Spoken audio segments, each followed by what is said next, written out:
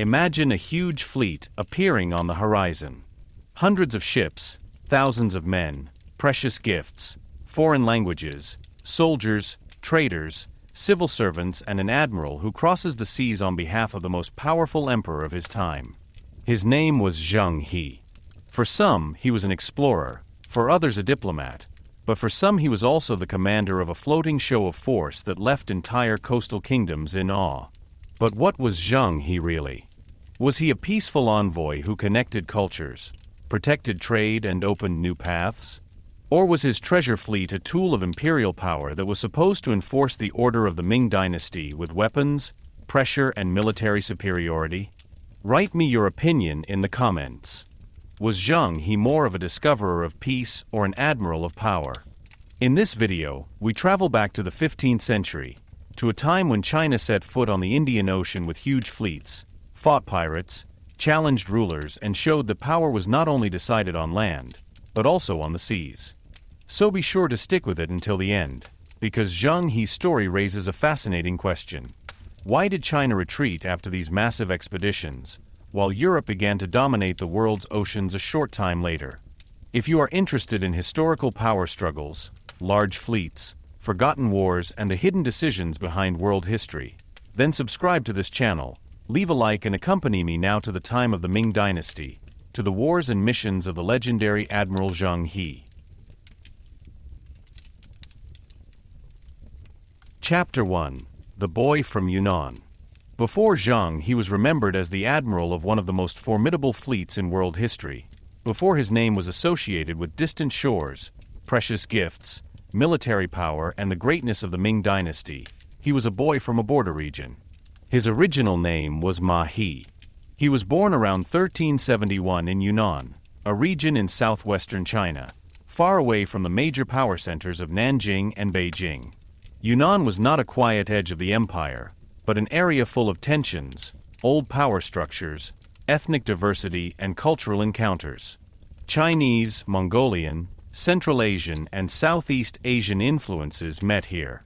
For a boy like Ma He, this world meant that identity was never easy. He grew up in a Muslim family whose roots probably go back to Central Asian or Persian ancestors. His surname Ma was common among Chinese Muslims and is often associated with the name Muhammad.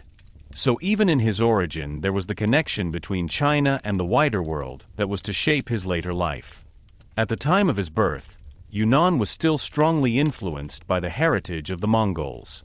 The Yuan dynasty, founded by the Mongols, had long ruled China, but in the 14th century it was overthrown by the Ming Dynasty.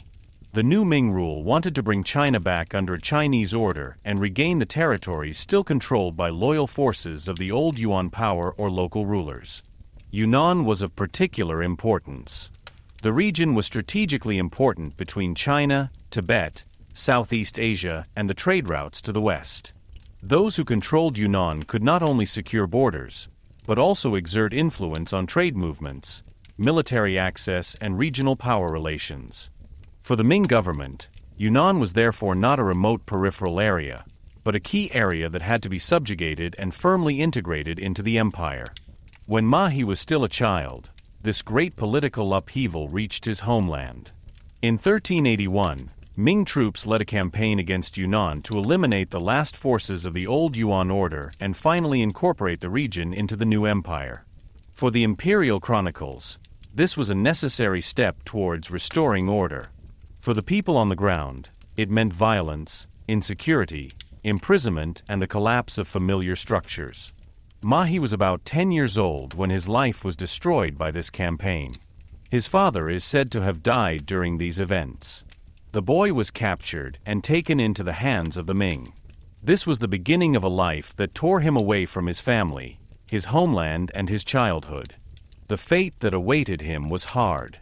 Ma He was castrated and given into the service of the imperial court as a eunuch. From today's perspective, this is hardly anything other than a brutal form of state violence. A child was torn from his previous life, physically injured, and forced into an institution that formed him for the service of power.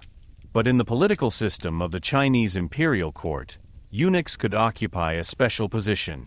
They stood outside the classic family lines, could not found their own dynasty and were therefore considered personally dependent on the emperor or powerful princes. It was precisely this dependence that made them useful to rulers. They could become confidants, administrators, diplomats, military organizers, and sometimes powerful political actors. However, the price for this was enormously high. Mahi lost his physical integrity and his old belonging, but later gained access to a world that would have been unattainable for almost all people of his origin. At court, the imprisoned boy became a servant of power. But Mahi was apparently not ordinary. Later reports describe him as tall, energetic, clever, and unusually capable. Such descriptions should always be viewed with caution, because great men of history are often adorned with special qualities after the fact. Nevertheless, his later rise suggests that he had skills that made him stand out from the crowd. He had to learn to move in a world in which every word, every gesture, and every loyalty could make the difference between rise and fall. The imperial court was not a place of mere splendor, but a space of constant control, intrigue, and hierarchies. Anyone who wanted to survive there needed discipline, powers of observation, and a deep understanding of power. Mahi came into the service of Zhu Di, the Prince of Yen. This prince was one of the sons of the first Ming Emperor Hongwu and ruled over an important area in the north. Zhu Di was not a quiet courtier, but a military, ambitious, and determined prince. His position in the north brought him into direct contact with the threats on the border, especially Mongol forces. While other princes were more involved in courtly rituals, Zhu Di had to think militarily, lead troops, and make strategic decisions. For Mahi, serving with him meant a hard school. He learned not only court discipline, but also the language of power, war, and loyalty. It was precisely this connection to Zhu Di that became the turning point of his life. The young eunuch developed into a close confidant of the prince.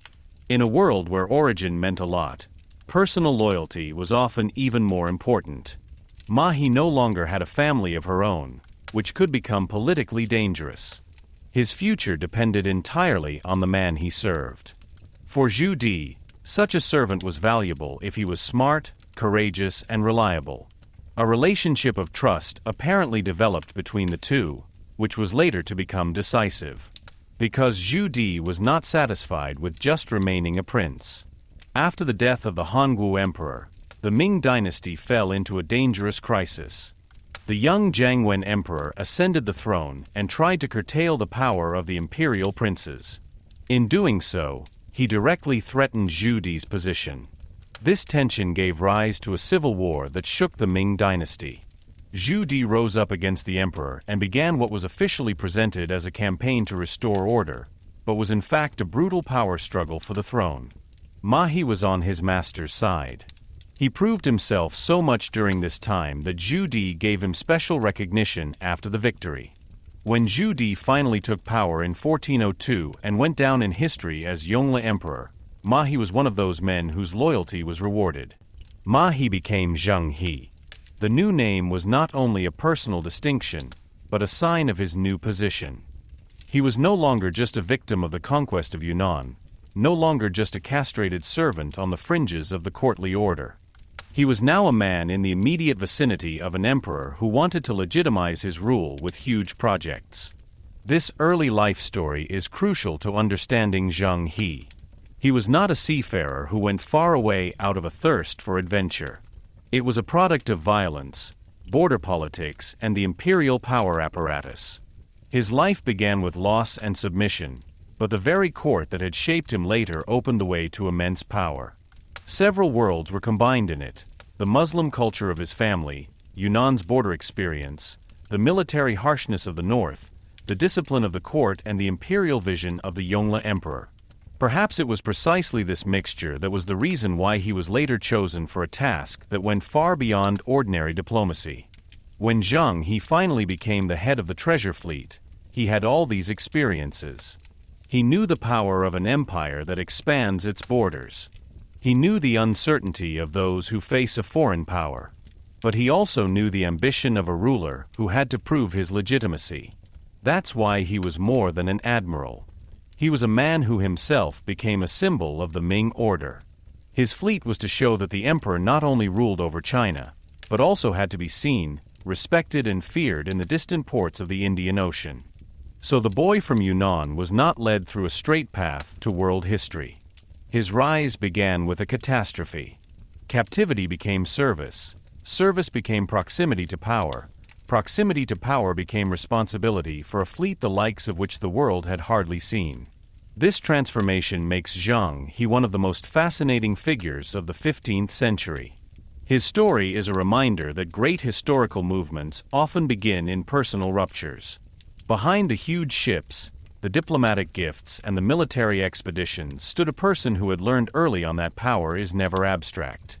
She intervenes in bodies, destroys families, forms identities, and can turn an uprooted child into one of the most powerful men of his time. Chapter 2: The Prince of Yen and the Road to Power.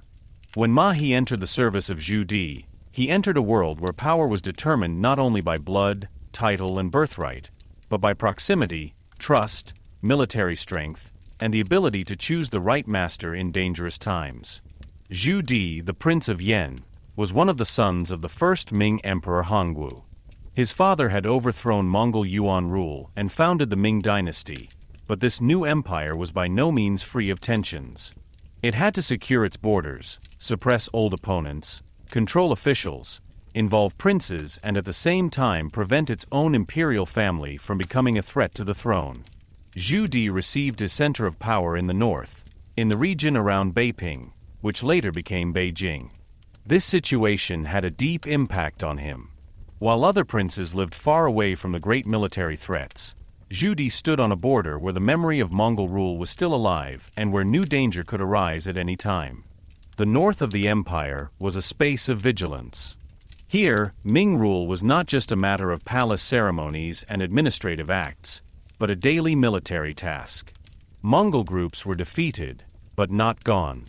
They remained a political and military reality that determined the thinking of the Prince of Yen. Zuyi learned early on that a ruler should not only have prestige, but also lead troops, organize supplies, secure chains of command, and assess opponents. This experience distinguished him from many courtiers, who understood power primarily as a hierarchy. Zuyi thought like a general. He knew that an empire was not held together by fine words alone, but by determination, discipline, and a willingness to use force when order was threatened. For Ma He, serving with Zuyi was a hard but crucial school. He was not a free young man who could dispose of his own life. As a eunuch, he was part of a system that completely bound him to his master. But this was also a possibility. Those who remained only an ordinary servant at court disappeared into the crowd. However, those who showed exceptional skills could get close to the decision-makers. Ma He had to learn to understand commands, interpret moods, and survive in an environment where mistakes could be fatal. He learned not only the language of the court, but also the language of the military. He observed how Zuyi talked to generals, how he rewarded loyalty, how he recognized weakness, and how political decisions were turned into military orders. A relationship of trust developed between Zuyi and Ma He that would later decide Ma He's life. This trust was not a matter of course. A prince surrounded himself with many servants, advisors, soldiers, and officials, but only a few were able to get close to him. Ma He must have been distinguished by reliability, cleverness, and courage. Later traditions emphasize his strong appearance, his ability to lead, and his unusual energy. Even though such descriptions can always be colored by later admiration, his further rise clearly shows that Zuyi saw in him more than a simple court servant. Ma He became a person the prince could rely on, and in times of political danger, reliability was more valuable than origin. This danger grew after the death of the Hongwu emperor. The founder of the Ming Dynasty had left behind a huge empire, but also a difficult legacy. He had installed his sons as powerful princes in various regions so that they could protect the borders and support the dynasty. At the same time, this created a dangerous equilibrium. Each of these princes had his own troops, his own networks, and his own political weight. When the young Jiangwen Kaiser ascended the throne, he saw exactly this as a threat. He wanted to curtail the power of the princes in order to strengthen the central power. From the court's point of view, this was an attempt to protect the empire from internal fragmentation. From the point of view of the affected princes, it was an attack on their rights, their safety, and their survival. Zhu Di quickly realized that he could be in danger himself. If the new emperor ousted one prince after another, it was only a matter of time before Yen would also be affected. This turned a political conflict into an existential decision. Should Zhu Di submit and risk losing his position, his troops, and perhaps his life? Or should he go on the attack and challenge the emperor? For a man of his character, the answer was obvious. He decided to fight. But an uprising against the rightful emperor was a tremendous step. It had to be justified, because in China's political culture, open rebellion against the Son of Heaven was a grave offense. Therefore, Zhu Di did not portray his campaign as a personal grab for power, but as a fight against bad advisors and the restoration of true order. This civil war was crucial for Ma He. He stood by Zhu Di's side and became part of a power struggle that shook the empire. The military conflicts were tough, protracted, and politically dangerous. Zhu Di not only had to win battles, but also win followers, dispel doubts, and make his cause appear legitimate. Ma He experienced firsthand how war and propaganda intertwine. A campaign is never just a movement of soldiers. It is also a struggle for interpretation. Anyone who is considered a rebel can be destroyed. Whoever appears as the savior of order can claim the throne. This lesson would later become of great importance for Zheng He's own missions. The treasure fleets would not only travel, but also carry messages. They would show power and at the same time claim to bring order, peace, and harmony. During the war, Ma He apparently proved herself in a special way. The sources do not give a detailed account of what duties he undertook, but his later rank shows that Zhu Di valued his services highly. He must have played an important role in military organization, personal accompaniment, or political support. This was not unusual for a eunuch, because eunuchs, as close confidants of a ruler, could take on tasks that were not always entrusted to officials or generals. They could deliver messages, carry out sensitive orders, organize camps, and ensure personal loyalty. In a civil war where betrayal was possible at any time, a loyal servant was invaluable. The conflict ended in 1402 with Zhu Di's victory. The capital Nanjing fell, the Jiangwen emperor disappeared under unexplained circumstances, and Zhu Di ascended the throne as Yongle emperor. But this victory not only brought triumph, but also a serious legitimacy problem. Yongle had gained power by force. He could rely on military success, but he had to convince the empire that his rule was not just a successful overthrow. The memory of the disappeared Jiangwen Kaiser remained dangerous. Was Yongle a rightful ruler or a usurper? This question haunted his time in office. This is exactly where his urge for great projects arose, for visible signs of imperial greatness and for recognition from all parts of the known world. For Ma He, Yongle's victory changed everything. The man he had served was now emperor. Proximity to a prince became proximity to the center of the empire. Ma He was rewarded for his loyalty and was given the name Zheng He. This naming ceremony was more than a courtly gesture.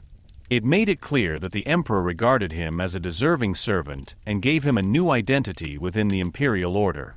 The imprisoned boy from Yunnan became a man whose future was now linked to the new emperor's greatest plans. At the same time, his rise showed how much personal loyalty could count in the power structure of the Ming Dynasty.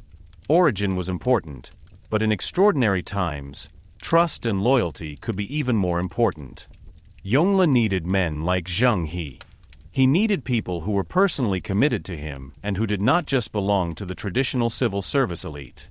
The Confucian scholarly officials were indispensable to administration, rituals, and moral order, but many of them viewed Yongle's seizure of power with skepticism. Eunuchs, on the other hand, could be bound more directly to the emperor. They were tools of personal domination and could take on tasks that required absolute loyalty. Zheng He was thus at a special interface. He was not a classical scholar, an ordinary general, or an independent prince.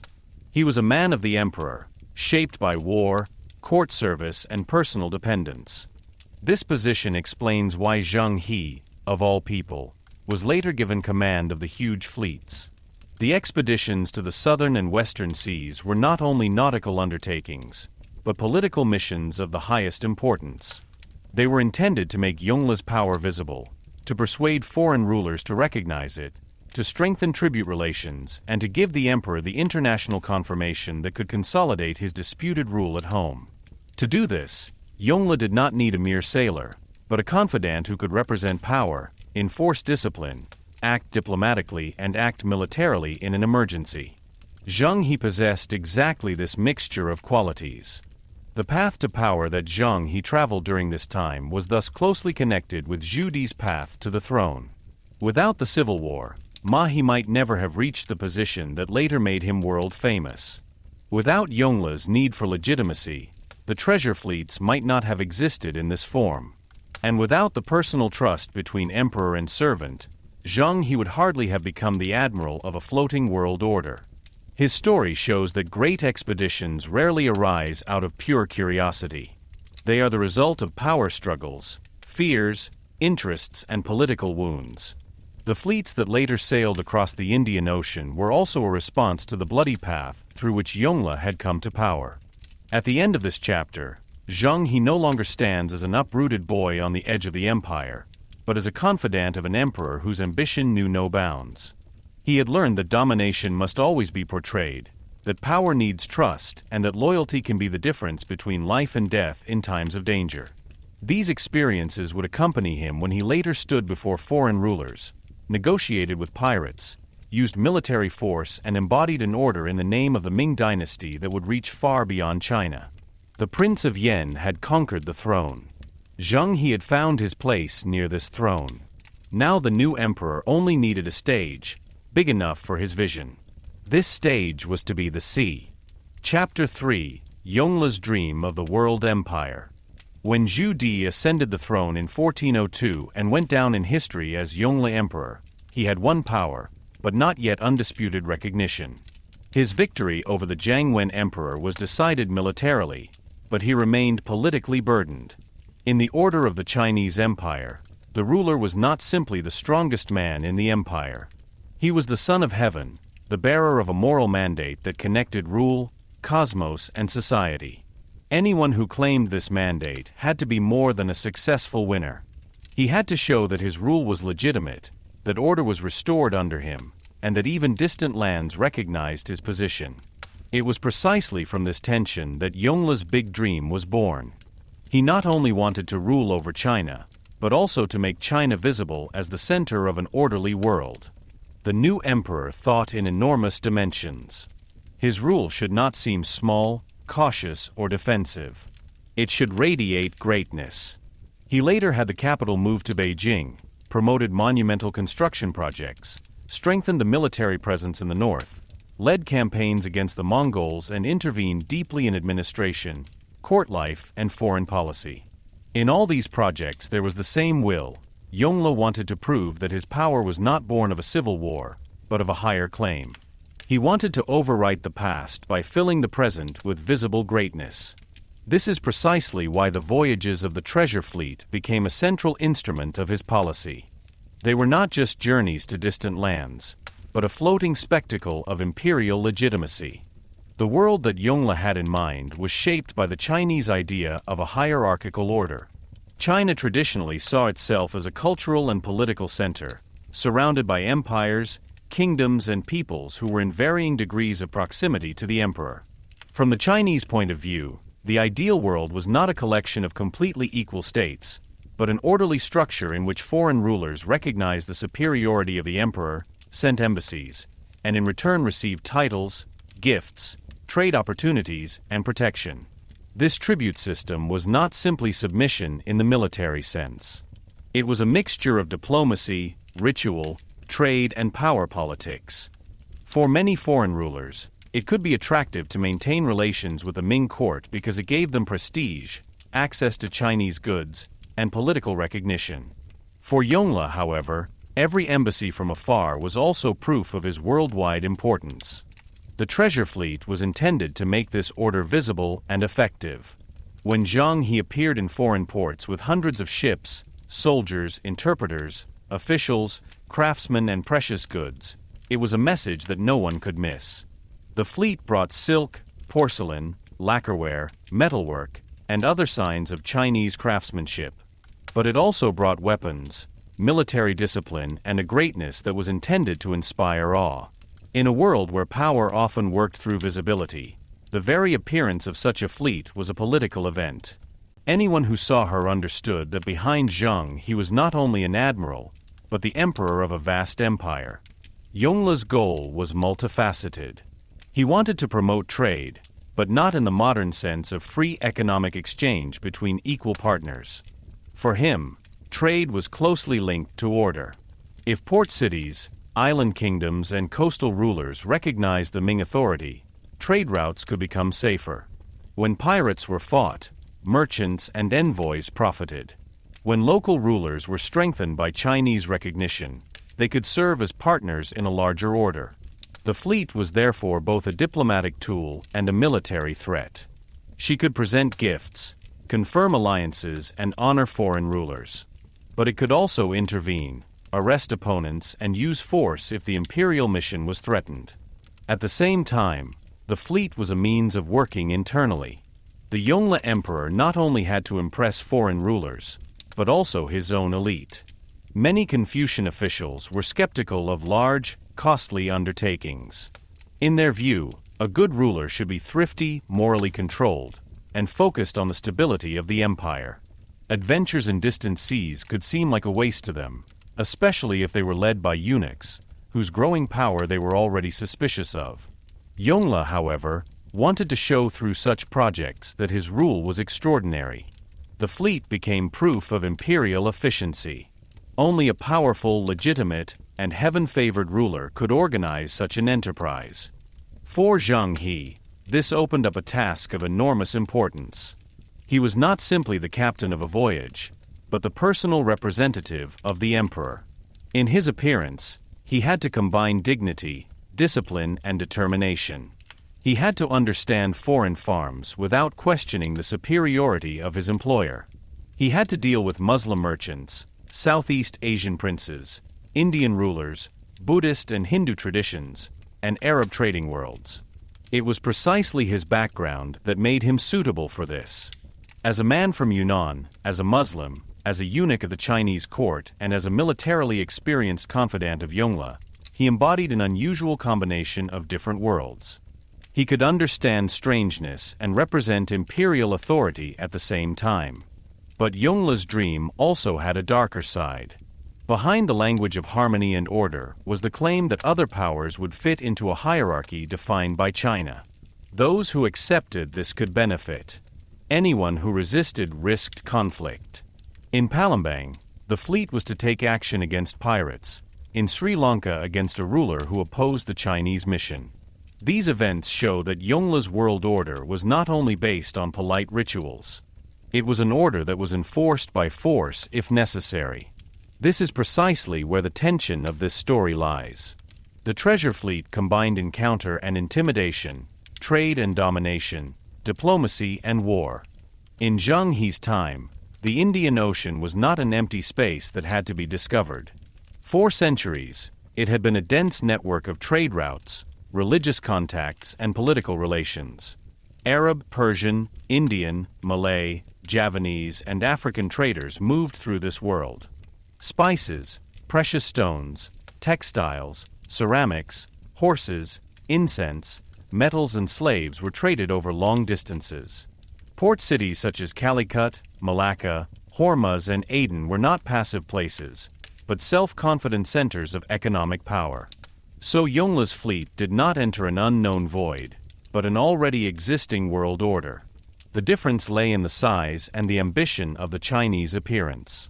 The Ming Dynasty didn't just want to participate. It wanted to be seen as the highest power in a larger structure. But why did Yongle invest so much in this maritime vision, even though China also had enormous challenges on land? One answer lies in his need for recognition. The Mongols remained a threat in the north. The administration had to be consolidated. The memory of his violent grab for the throne had not disappeared. This is precisely why the recognition of distant rulers could be politically valuable. When envoys from Southeast Asia, India, Arabia, and Africa came to the Ming court, when they delivered tributes and honored the greatness of the emperor, a picture of worldwide approval emerged. This image strengthened Yongle's claim, even if it could never completely eliminate the inner doubts. The treasure fleet was thus an instrument of power externally and a mirror of insecurity internally. Their size betrayed strength, but also the desire to have to prove strength again and again. Yongle wanted the world to see that his rule was not provincial, not accidental, and not illegitimate. He wanted distant shores to know his name. He wanted foreign rulers to look to China and recognize the Ming Emperor as the center of an orderly world. Zheng He became the bearer of this dream. His ships not only carried goods, soldiers, and gifts. They carried a political message that was reenacted in every port. At the end of this chapter, therefore, there is not only an emperor with great plans, but an empire at a historical turning point. China had the means to build up a huge maritime presence. It had the shipyards, the resources, the administration, the people, and the technical knowledge to create a fleet that shook the Indian Ocean. But this power was strongly based on the will of a single ruler. As long as Yongle lived and enforced his vision, the seas could become a stage for Chinese greatness. But the question remained whether this dream was permanent or just the powerful echo of an emperor who had to prove his rule. Yongle's dream of an empire was therefore not an easy plan for conquest. It was a mixture of legitimacy, ambition, idea of order, commercial interest, and imperial staging. He did not want to create colonial empires according to the later European model, but he wanted recognition, influence, and control. He didn't want a permanent occupation of every port, but he wanted every port to know where the center of the world was. Zheng He's journeys were born out of this dream. And from this dream also arose those conflicts that were to show that the treasure fleet was not only a miracle of seafaring, but a tool of power. Chapter 4: Building the Treasure Fleet. Before Zheng He could set off for the distant seas, a fleet had to be built that was exceptional even by the standards of the Ming Dynasty. It was not an ordinary association of merchant ships and warships, but a large-scale state project that transformed the power of the emperor into wood, sails, iron, labor, and organization. The construction of the treasure fleet was therefore more than a technical achievement. It was a political program. Every beam, every sail, every warehouse, and every shipyard was in the service of an imperial message. The Ming Dynasty was rich enough to send thousands of people across the seas, strong enough to protect its ships, and ambitious enough to carry its order to the ports of the Indian Ocean. The center of this enormous effort was mainly in Nanjing and on the great waterways of the empire. Nanjing was an important capital at the time and had access to the Yangtze River, which flowed through China like a powerful lifeline. Wood, iron, hemp, silk, grain, ceramics, weapons, tools, and labor could be brought in via rivers, canals, and roads. The construction of the fleet was therefore not only the task of individual shipbuilders, but the result of a huge administrative machine. Officials had to record materials, assign workers, calculate supplies, coordinate workshops, and ensure that the emperor's orders were translated into practical work. Without the bureaucratic force of the Ming state, such an undertaking would hardly have been possible. The ships themselves are still the subject of historical discussions today. Later information speaks of huge treasure ships that are said to have reached a length that modern historians cautiously assess. Some figures from the sources seem so large that they give the impression of imperial exaggeration rather than sober measurement. Nevertheless, it is clear that Zheng He's fleet formations were exceptionally extensive and consisted of very different types of ships. There were large ships for gifts, goods, and representative cargo, transport ships for soldiers and horses, supply ships for water and food, smaller escort ships, patrol vehicles, and armed units that could protect the unit. The strength of the fleet lay not only in individual large ships, but in their entirety. It was a floating city, a mobile camp, a diplomatic court and a military formation at the same time. Enormous quantities of wood were needed to build such ships. This wood had to be felled, transported, stored, and processed. Large beams had to be prepared so that they could withstand the stresses of long sea voyages. Shipbuilders had to design hulls that could carry heavy cargo without breaking on the high seas. Chinese junks had technical features that made them suitable for long voyages, including sturdy bulkheads, multiple masts, large sails, and a design that could distribute cargo and crew to different areas. In particular, the watertight compartments in the hull increased safety, because a damaged part of the ship did not have to immediately mean the sinking of the entire vehicle. Such technical solutions made the fleet resilient and gave it the ability to operate for months in difficult waters. But technology alone was not enough. A fleet of this size needed people. Sailors had to guide the ships, soldiers had to defend them, officials had to deliver the imperial messages, interpreters had to negotiate with foreign courts, doctors had to treat illnesses, astronomers and navigators had to set the course, cooks had to prepare food, craftsmen had to repair damage, scribes had to write reports, and religious companions had to perform rituals.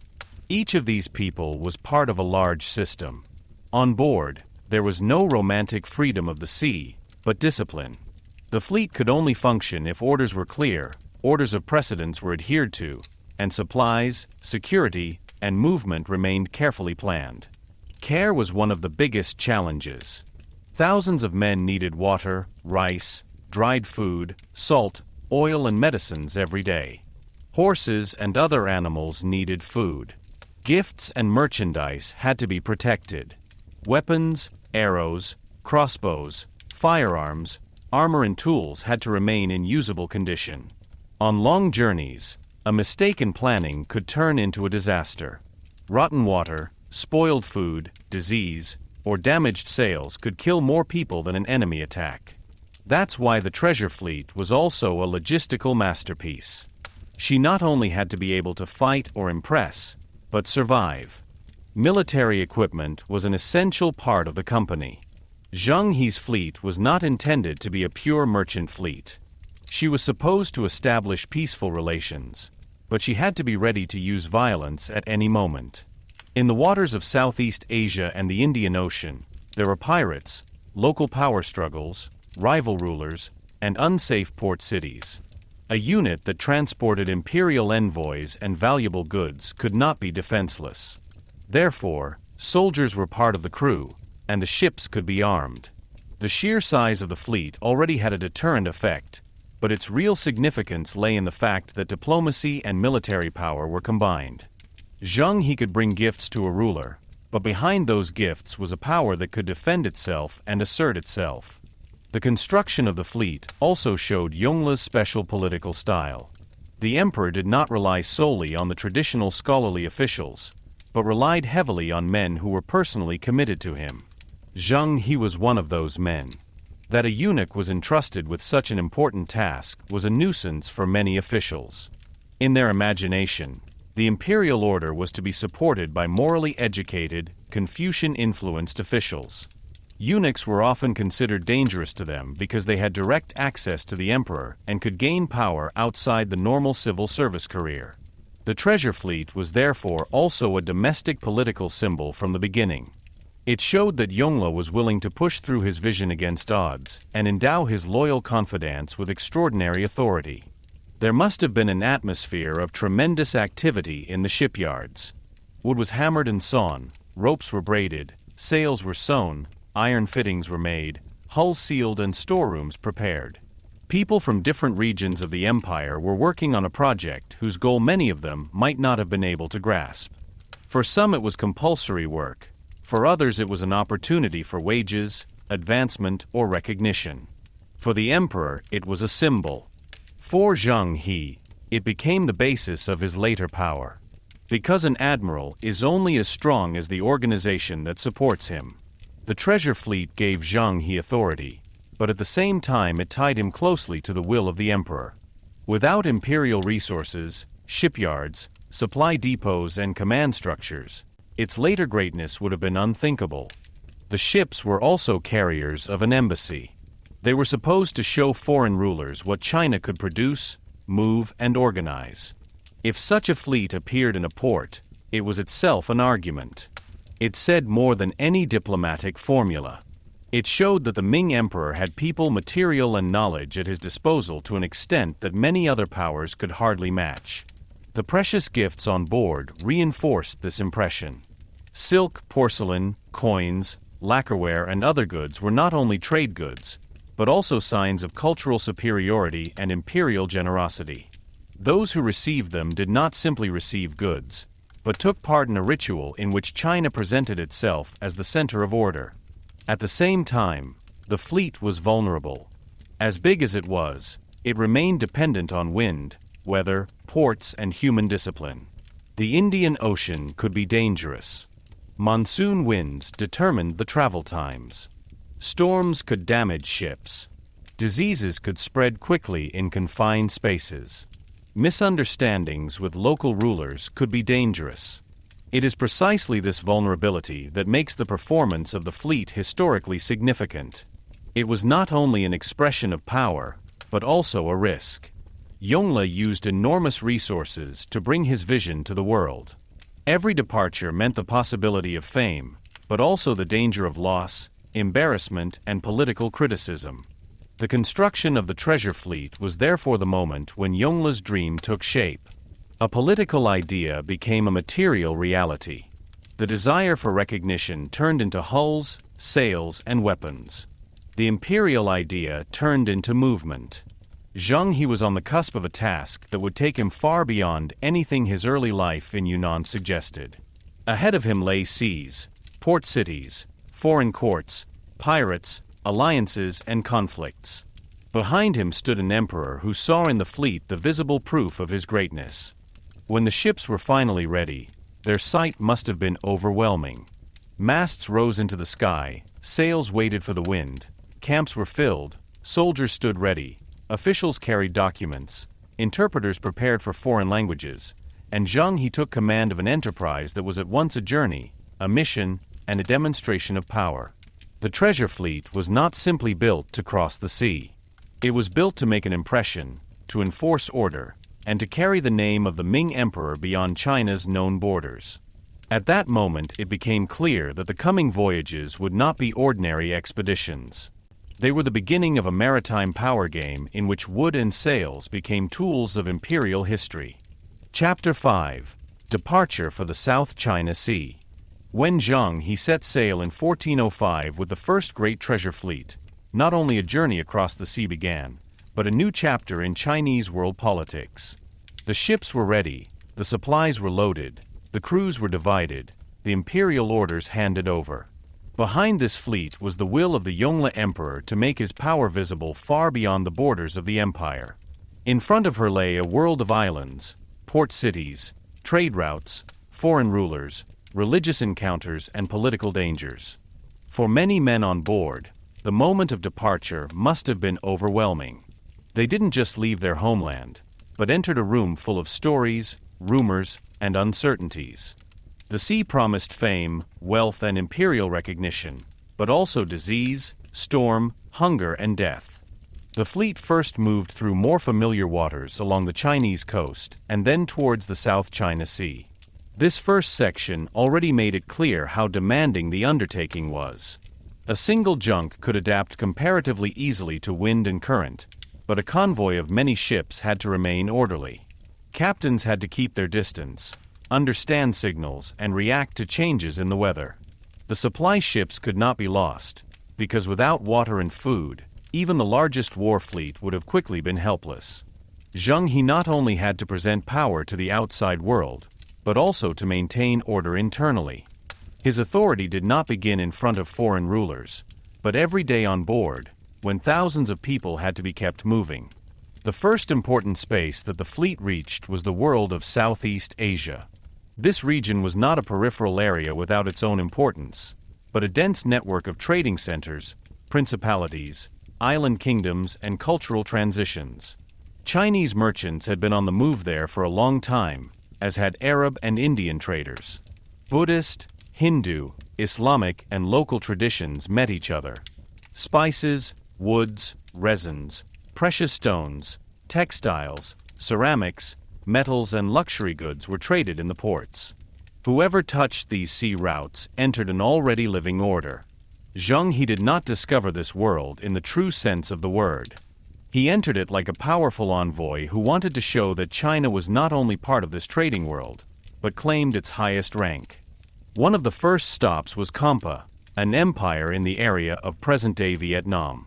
Kotte was located on an important route between China and the southern seas.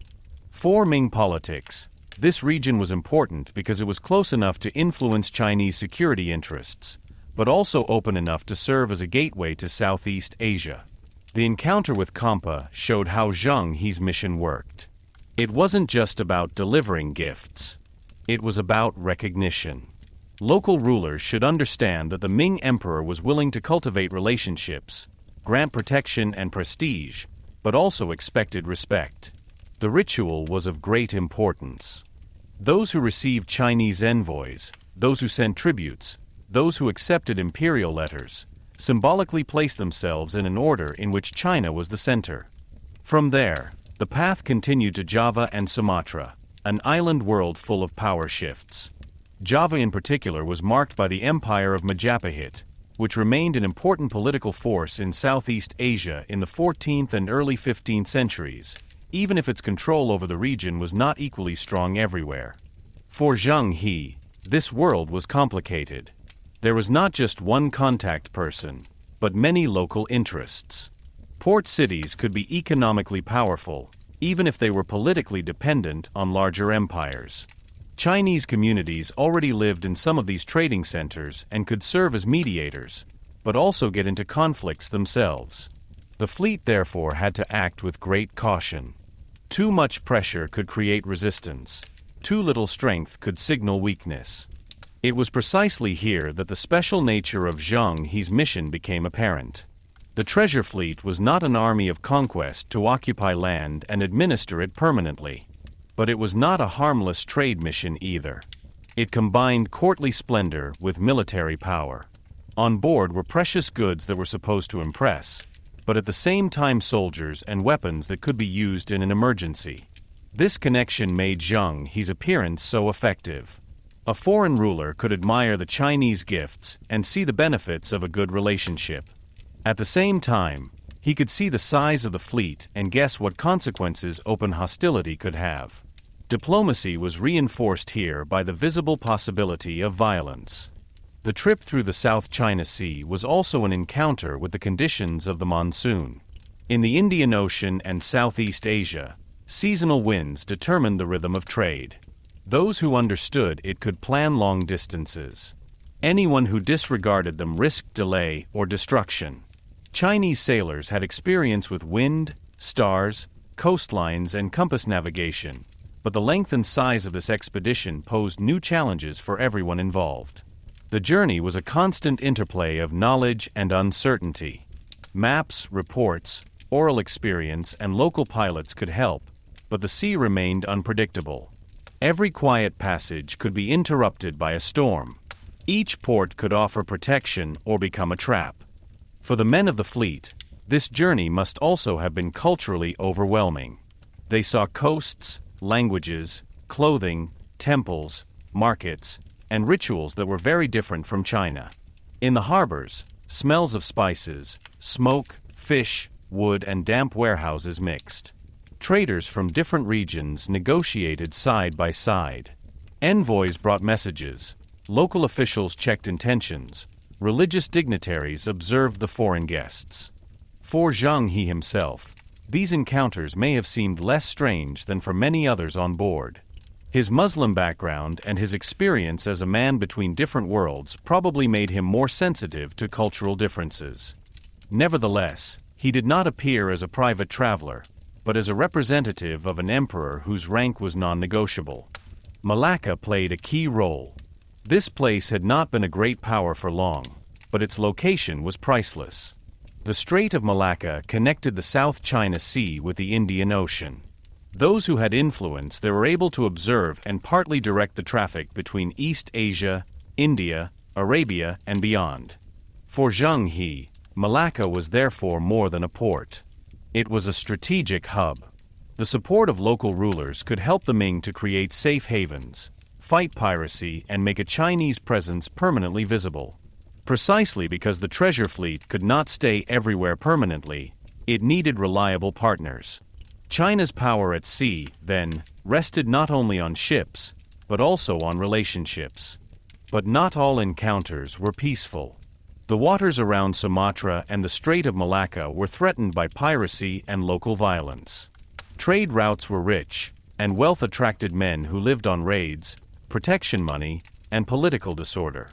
For merchants, piracy meant danger. For the Ming Dynasty, it represented a challenge to their conception of order. If the emperor wanted to facilitate safe routes, tribute relations, and diplomatic travel, such threats had to be fought. Already on this first trip it became apparent that Zheng He would not only talk and give. He would have to act. The fleet was large enough not only to protect, but also to punish. The departure for the South China Sea was therefore the first test for the entire company. Could such a huge fleet stay together?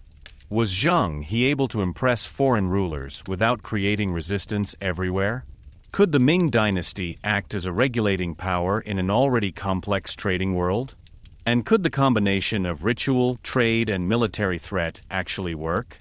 The first stations showed that the answer was yes at first. The fleet was noticed, embassies were received, relations were established, and the name of the Yongle emperor continued to wander across the coasts and ports of the southern seas. At the same time, it became clear that this mission was more than a brilliant move over calm waters. There were tensions beneath the surface. Local rulers pursued their own interests. Merchants wanted security, but not necessarily political subordination. Pirates saw prey in trade routes. Rivals could try to use the Chinese presence for their own power struggles. Zheng He therefore had to constantly weigh things up. Where was forbearance useful? Where was toughness necessary? Where could a gift achieve more than a sword? And where did the fleet have to strike so that its authority did not become an empty gesture? By the time the treasure fleet continued westwards, it had already done more than just cover distance. It had brought the Ming Dynasty into the maritime space of Southeast Asia. It had shown that China could act with an organizational force that had hardly been seen before. She had impressed foreign courts with splendor and sent a warning to opponents. For Zheng He, this was where the real test began. He was no longer just the emperor's confidant and commander of a prepared fleet. He was now the man who had to represent Yongle's world order in a troubled, many-voiced, and dangerous sea zone. The departure for the South China Sea was thus the transition from vision to reality. Ships had been built in the shipyards. Orders had been formulated in the palace, supplies had been stacked in the warehouses. But it was only at sea that it became clear whether this enormous effort would last. The first winds carried Zheng He away from China, but not away from politics. On the contrary, the further he went, the clearer it became that each port was a political space. The treasure fleet was on its way, and with it traveled the claim of an emperor whose power should not end at the coast. Chapter 6: Palembang and the Pirate King Chen Zuyi. When Zheng He's treasure fleet reached the waters around Sumatra, it entered a space where trade, violence, and political uncertainty were closely linked. The Strait of Malacca was one of the most important maritime passages in the world at that time. Anyone who wanted to travel from China to India, Arabia, or on to Africa had to touch this region. This is where flows of goods, embassies, pilgrims, traders, and adventurers crossed. Spices, silk, porcelain, precious stones, precious woods, incense, metals, and precious textiles changed hands. But where wealth was in motion, dangers also arose. Pirates, local warlords, and political outsiders were able to capitalize on the uncertainty. For traders, this was a constant risk. For the Yongle Kaiser, it was more than an economic problem. It was a challenge to his idea of order. Palembang on Sumatra was a particularly important location during this time. The city was located at a strategic point where river routes, coastal trade, and sea routes connected. Long before Zheng He, this region had been of great importance. The ancient Srivijaya Empire had once shaped parts of maritime Southeast Asia from here, but its former power had disintegrated. What remained was a space in which new local forces, Chinese communities, Malay rulers, traders and pirates struggled for influence. Palembang was thus not a simple port, but a place where the weakness of old orders and the possibilities of new power were condensed. It was precisely at such intervals that men could rise, who gained power not through legitimate rule, but through violence and control over trade routes. One of these men was Chen Zuyi. He was a Chinese pirate who had established himself in Palembang and built up a dangerous position from there. For the Chinese world, his existence was particularly explosive. He was not a foreign adversary who could easily be described as an external threat, but a man of Chinese origin who lived outside the imperial order and endangered Chinese interests. He embodied a kind of antithesis to Zheng He. Both moved between China and Southeast Asia, both used the maritime world, both had men, ships, and violence. But while Zheng He was supposed to bring order in the name of the emperor, Chen Zuyi lived on disorder. While Zheng He made the claim of the Ming Dynasty visible, Chen Zuyi showed that Chinese power at sea could not be taken for granted. For Zheng He, the situation in Palembang had to be an early test. The treasure fleet was large, magnificent, and armed, but its authority had yet to be proven. It was not enough to appear impressive in foreign ports. If pirates continued to threaten trade routes with impunity, if local rulers believed they could avoid, deceive, or attack the Chinese fleet, then the entire political claim of the expedition would have been weakened. Yongle's message was that the Ming Dynasty brought order. This message had to become practical in Palembang. The fight against Chen Zuyi was therefore not only a military clash, but a symbolic act. The fleet was to show that it could not only distribute gifts, but was also capable of crushing dangerous opponents. Chen Zuyi is said to have initially tried to adapt to Chinese power, or at least to create the impression of submission. This was not unusual in the world of diplomacy.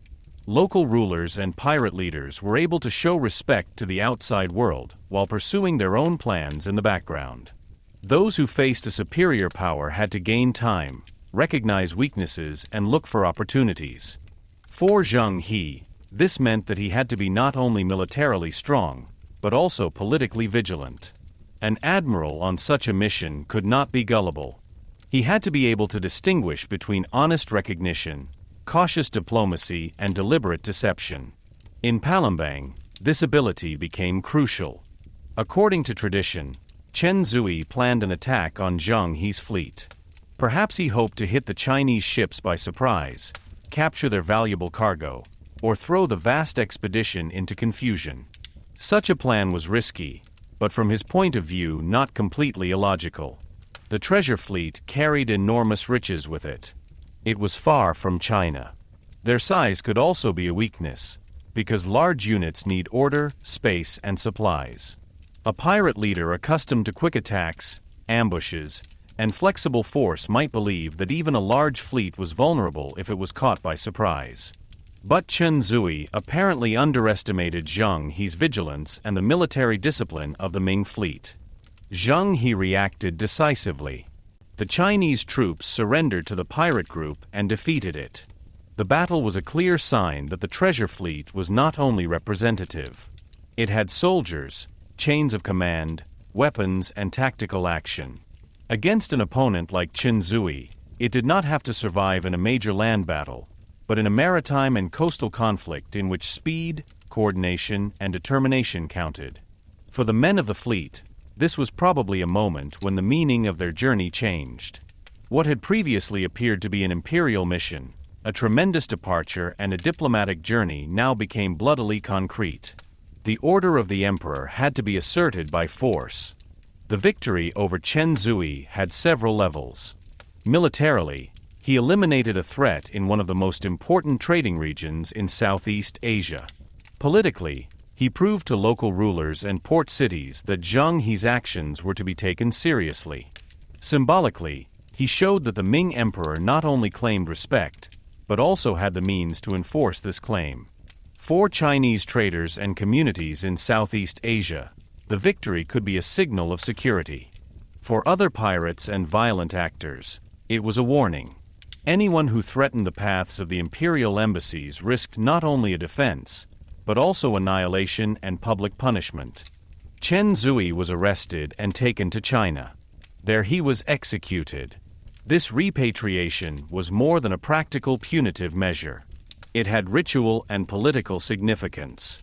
The defeated pirate was not simply killed somewhere in Southeast Asia, but brought before the center of power. His case was thus incorporated into the imperial order. The emperor was able to show that his envoys seized enemies even in distant waters and brought them before the throne. The execution turned the military victory into a state spectacle of justice. Chen Zuyi, for example, became known for what happened to those who stood outside the order and threatened the ways of the empire. For Zheng He, the success strengthened his position considerably. An admiral who leads a huge fleet must prove his ability not only by safe navigation, but by results. In Palembang, he showed that he could recognize dangerous situations, act militarily, and assert the interests of the emperor. The victory confirmed Yongle's confidence in him. He also showed the critics at court that the expeditions were not just expensive displays, but could have a concrete strategic effect. Piracy was fought, trade routes were stabilized, and foreign regions were integrated into the perception of Chinese power.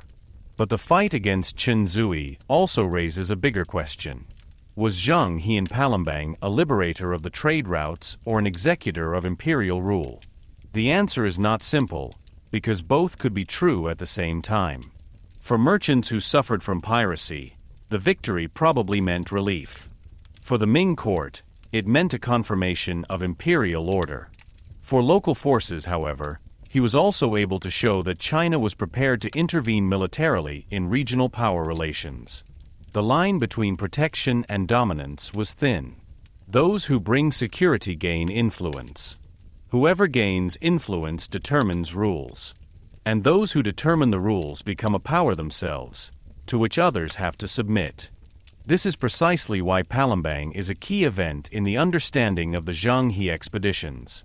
It shows that these trips should not be misunderstood as pure voyages of discovery. Zheng He was not looking for a new world, as later European sailors claimed from their perspective. He moved in familiar trading areas, but with a new intensity of state power. His fleet made it clear that the Ming Dynasty did not want to simply leave maritime space to traders, pirates, and local princes. She wanted to order, influence, and symbolically bind him to the Chinese emperor. Palembang also changed the perception of Zheng He in the ports that were on his way afterwards. The news of the victory over Chen Zuyi is likely to have spread along the trade routes. In a world of oral reports, commercial networks, and political rumors, such news could quickly wander. Traders told of the huge fleet. Envoys reported the defeat of the pirate.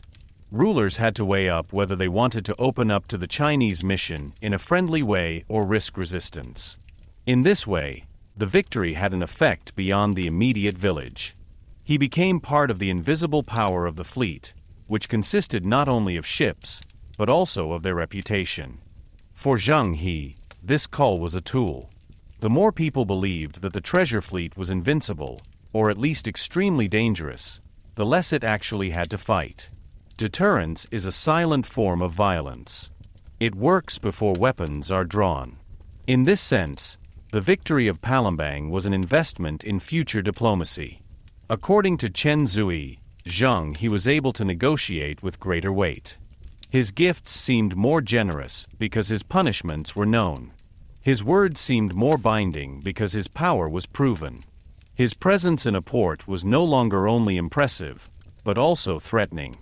At the end of this chapter, Palembang is the first major test of the treasure fleet. Here it became visible what Yongle's maritime world order meant.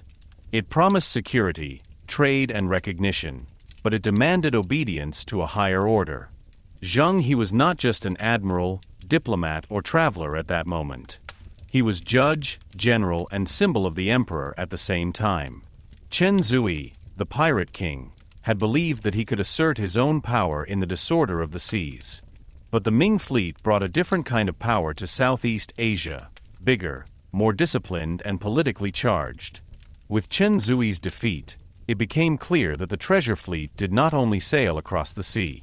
It changed the balance of power of the oceans themselves.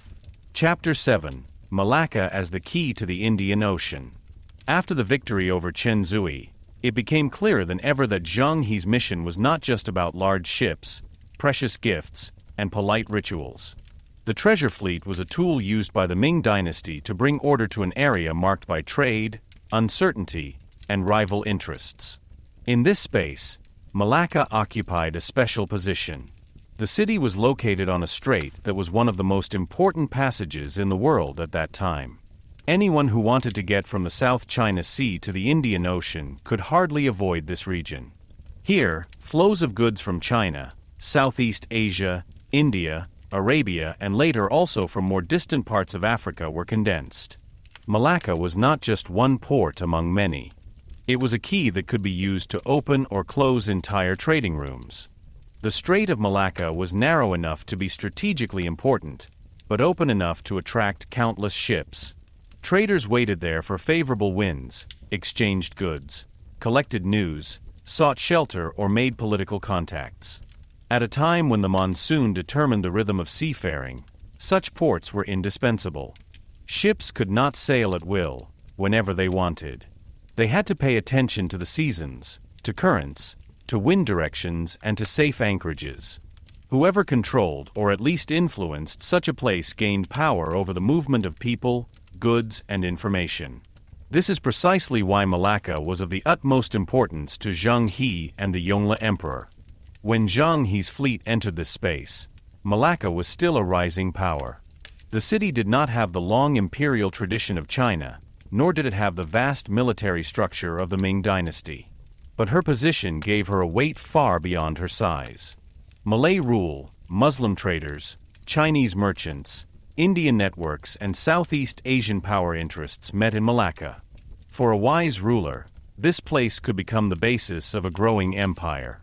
For a foreign great power like China, he could become an important partner if it was possible to bind the local leadership to the Ming order. Zheng He probably realized very well that not every political success had to be achieved through direct violence. In Palembang, the fleet had shown that it could defeat pirates. In Malacca, another opportunity presented itself. Here, the Ming Dynasty was able to gain influence through recognition, protection, and diplomatic upgrading. A local ruler recognized by the Chinese emperor was given prestige over rivals. He was able to strengthen his position internally and show to the outside world that he was not alone. For the Ming, on the other hand, a reliable port of call was created on one of the most important sea routes in Asia. In this way, local interests and imperial world politics were combined. This form of power was more subtle than an open campaign, but no less effective. When Zheng He brought gifts to a ruler, when imperial letters were handed over, when titles were confirmed or tribute relationships were established, it was more than courtly symbolism. It was the establishment of a political relationship. Malacca could be upgraded compared to more powerful neighbors through its connection to China. China was able to stabilize its presence in Southeast Asia through Malacca. Both sides benefited, but the relationship remained unequal. The Ming Dynasty saw itself as the center of the order, Malacca as a partner that was integrated into this order. This Chinese support was particularly important in Southeast Asia. The region was politically complex. On Java, the legacy of Majapahit was still at work. On Sumatra, various forces competed, and pirates and armed groups remained active in the waters between the islands.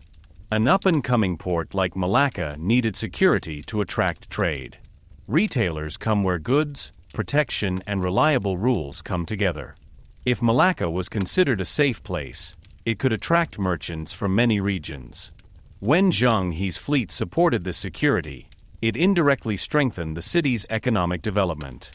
At the same time, the news spread that good relations with China brought advantages. But Malacca's importance was not only in trade. It was also a news node. Those who arrived there heard about political changes in India, conflicts in Sumatra, prices for spices, dangerous pirates, rulers planning embassies, and ships on their way from Arabia or China. For Zheng He, such information was valuable. A fleet that operated over long distances needed to know which ports were safe, which rulers were reliable, where conflicts were imminent, and which routes could be used. Malacca was therefore not only a place where ships anchored. It was an eye and ear in maritime Southeast Asia. Malacca was also a place of transition religiously and culturally. Islam gained increasing importance in the region, not through a single violent conquest, but above all through trade, marriage connections, scholars, merchants, and political adaptation. Muslim traders from India, Arabia, and Southeast Asia played an important role in the trade networks. For Zheng He, who himself came from a Muslim family, this environment may have had a special familiarity. But his personal background did not mean that he acted as a religious ambassador. He acted as a representative of the Ming Emperor. Nevertheless, his cultural complexity probably helped him to work in a world in which religion, trade, and politics were closely linked. The relationship between Zheng He and Malacca shows very clearly that power in the Indian Ocean was not just battles. The Ming Dynasty did not have to establish garrisons everywhere in order to gain influence. It was able to recognize port cities, strengthen rulers, fight pirates, and present its own fleet as a protecting power. This method was flexible and cost less than permanent occupation. At the same time, it depended on trust, personal diplomacy, and regular presence. As long as the treasure fleet appeared, China's influence was visible.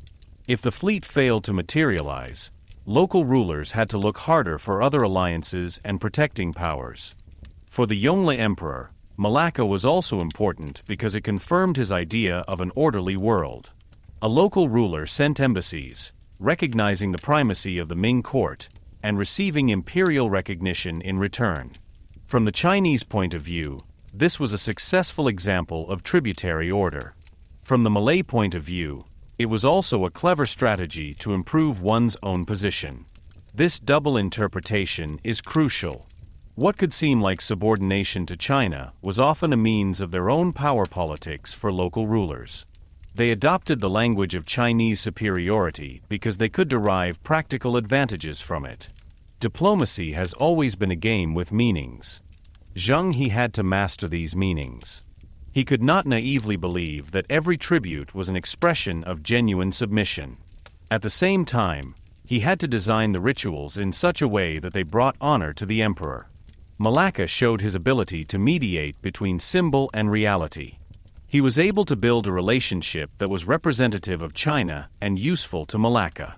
This made his mission more successful than pure violence.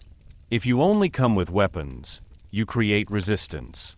But those who offer protection, prestige, and economic advantages create bonds that can last longer. Nevertheless, the military dimension always remained in the background. Malacca was valuable because the surrounding waters could be dangerous. The memory of Chen Zuyi was fresh. Pirates, rival port lords, and regional power struggles did not disappear simply because Zheng He had won. The Chinese fleet had to show that it was still able to protect order. It was precisely this combination of support and threat that made the relationship with Malacca so significant. The port was not integrated by force alone, but its security was also based on the fear that China's fleet could trigger in opponents. This development was of great importance for the retailers. Chinese, Indian, Arab, and Malay merchants were looking for places where they could store, sell, and transport their goods. Security was a form of wealth. A harbor that offered shelter attracted ships. Goods brought taxes, power, and political importance. Malacca grew through this combination of location, diplomacy, and trade confidence. Zheng He's presence accelerated this process because it gave the city international attention and political backing. Malacca thus became an example of how Zheng He's voyages not only touched the maritime world, but changed it. The fleet did not simply pass by. She shifted weights. It strengthened certain rulers, weakened pirates, influenced trade decisions, and gave rise to new political relationships. Even though China did not establish a permanent colony, its influence could have a profound effect. A port that rose through Chinese recognition changed the balance in its region. A ruler who could invoke Ming support gained leeway vis-a-vis rivals. A trade route that seemed safer under Chinese protection became more attractive. But in this strength there was also a later weakness. Malacca's ties to the Ming order were closely linked to the actual presence of the fleet. The treasure fleets were impressive, but they were not a permanent institution like a permanently stationed naval power. They appeared, worked, arranged, negotiated, and disappeared again. As long as regular trips took place, the impression remained alive. When the expeditions later ended, the memory remained, but the direct Chinese power decreased. This clearly distinguishes Zheng He's world policy from later European strategies, which relied more heavily on bases, fortresses, and permanent control. This is precisely why Malacca is a key to understanding the whole of history. It shows how close Zheng He's mission was to a permanent Chinese naval power and why it nevertheless functioned differently. The Ming Dynasty wanted influence, recognition, and secure trade routes, but it did not systematically strive for direct colonial rule. Their power remained representative, diplomatic, and selectively military. It could seem enormous, but it depended on the will of the emperor and on the willingness of the court to continue financing such trips.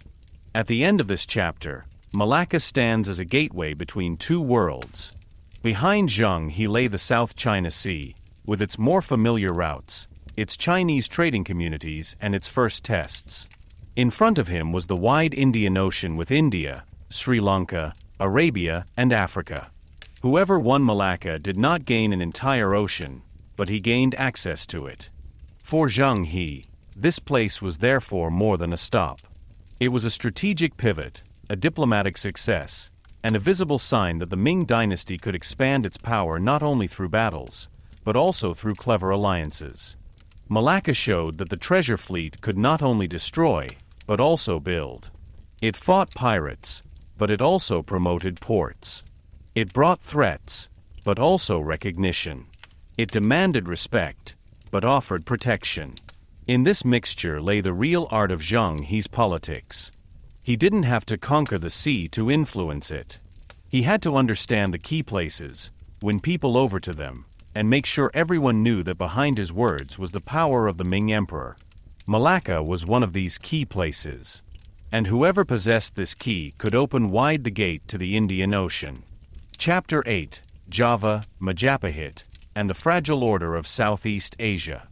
As Zheng He's treasure fleet moved on through the islands of Southeast Asia, she encountered a political landscape far more complicated than it might seem from a distance. From China, the world beyond the southern seas could perhaps be imagined as a series of empires, ports, and tributary rulers that could be incorporated into a larger order. But in reality, Southeast Asia was a network of ancient kingdoms, emerging port cities, local princes, religious centers, merchant communities, pirate groups, and shifting alliances. Java occupied a special position in this structure. The island was rich, densely populated, and had long been a center of political and cultural power. The Majapahit Empire had exerted great influence over parts of the island world from there in the 14th century. Even though his actual control over the many coasts, islands, and trading places varied, Majapahit remained a name that carried weight. Majapahit was not an empire in the modern sense with clearly drawn borders, uniform administration, and the same rule everywhere. His power was based on personal relationships, tribute, military pressure, dynastic authority, religious legitimacy, and the ability to influence important trading areas. In the world of Southeast Asia, rule could be very flexible. A port could show recognition to a powerful empire, but at the same time pursue its own interests. A prince could pay tribute and still maintain his independence. A merchant could be connected to several political centers at the same time. For Zheng He, this meant that he did not simply negotiate with a single ruler in Java and its surroundings and then everything was settled. He had to understand a political world in which loyalty was often tiered, negotiable, and beneficial. The Ming Dynasty entered this world with a strong claim. From the Chinese point of view, The order of the southern seas was to be stabilized by recognizing the emperor. Rulers were supposed to send embassies, receive gifts, pay tributes, and thus enter into a hierarchical relationship with the Ming court. But from the point of view of Southeast Asian rulers, this relationship was often less a submission than a diplomatic resource. Those who had a connection to China gained prestige. Those who received Chinese gifts could use them as a sign of international recognition. Whoever was called emperor at the court of the Ming could strengthen his position against rivals. The result was a game in which both sides interpreted the same rituals differently. China saw this as confirmation of its primacy. Local rulers saw this as an opportunity to increase their own power. Java was also difficult for Zheng He because the island world was not only shaped by kings and princes, but also by trading communities. Chinese merchants have been active in Southeast Asia for a long time. They lived in port cities, brokered goods, spoke several languages, and moved between different legal and cultural orders. Some were closely linked to local elites. Others remained more closely tied to Chinese networks. These communities could be helpful to the treasure fleet because they provided information, established contacts, and served as mediators. At the same time, however, they could also be drawn into local conflicts. Where Chinese traders lived, a dispute between local powers could quickly affect China. The Ming fleet then appeared not only as a foreign power, but also as a protection or control authority against people of Chinese origin abroad. Zheng He's presence therefore changed the political balance. A port that received the Chinese fleet in a friendly manner could thus be strengthened. An opponent of this port had to reckon with the fact that China would exert indirect influence. A local ruler could try to win Zheng He over to his own conflicts by presenting himself as a loyal partner of the Ming. This was one of the biggest challenges of the expeditions. The fleet wanted to bring order, but any intervention in an existing order could create new tensions. If you strengthened one player, you weakened another. Those who fought piracy could also destroy local power structures. Those who recognized a ruler gave him symbolic weapons against his rivals. Majapahit himself was in a phase in which his former charisma was still present, but his political power no longer remained unchallenged everywhere. The empire had experienced a period of great strength in the 14th century under Hayam Wuruk and the famous Prime Minister Gajah Mada. But after this heyday, internal tensions, dynastic questions, and regional autonomy became more apparent. For a maritime power like the Ming Dynasty, this situation was ambivalent. On the one hand, weakening empires were able to make new alliances possible. On the other hand, they could create uncertainty because no one alone guaranteed order. Zheng He did not encounter a stable pyramid of power, but a living, partly fragile system. The port cities were often more important than the palaces in the interior. At sea, it is not only who wears a crown who decides, but who can supply ships, store goods, provide pilots, collect messages, and provide security. A powerful ruler at home is of little use to a fleet if his control over the coast is weak. Zheng He therefore had to understand the coastal logic. His mission was not aimed at territorial conquest, but at maritime connections. The decisive questions were, where can the fleet anchor safely? Who controls the port? Who is threatening the route? Which communities act there? What rivalries could jeopardize the Chinese mission? These questions made Java and the surrounding islands a political touchstone. The encounter with Majapahit and the Javanese balance of power also showed how limited military superiority alone could be. The treasure fleet was massive, but it couldn't control every village, every branch of the river, and every coastal lord. It was able to make an impression, deter opponents, and use force at certain points, but it had to rely on local partners. Power at sea has therefore always been relationship work. Zheng He could not simply give orders as if he were in a Chinese administrative district. He had to negotiate, observe, and decide when restraint was wiser than harshness. It was precisely this ability that distinguished him from a mere warlord. He was an admiral, diplomat, and political organizer at the same time. At the same time, the threat of violence remained present. After the victory over Chen Zuyi, many in the region knew that Zheng He's fleet was not powerless. This message should also have reached Java.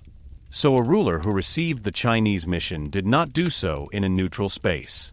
He saw the gifts, but he also knew about the weapons. He heard the polite words, but he could imagine what would happen if the fleet was openly attacked. Diplomacy and deterrence were inextricably linked.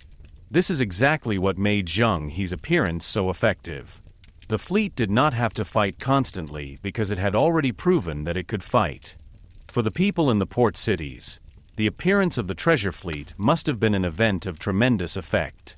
The masts, sails, foreign uniforms, imperial banners, gifts and disciplined formations conveyed an image of superior organization.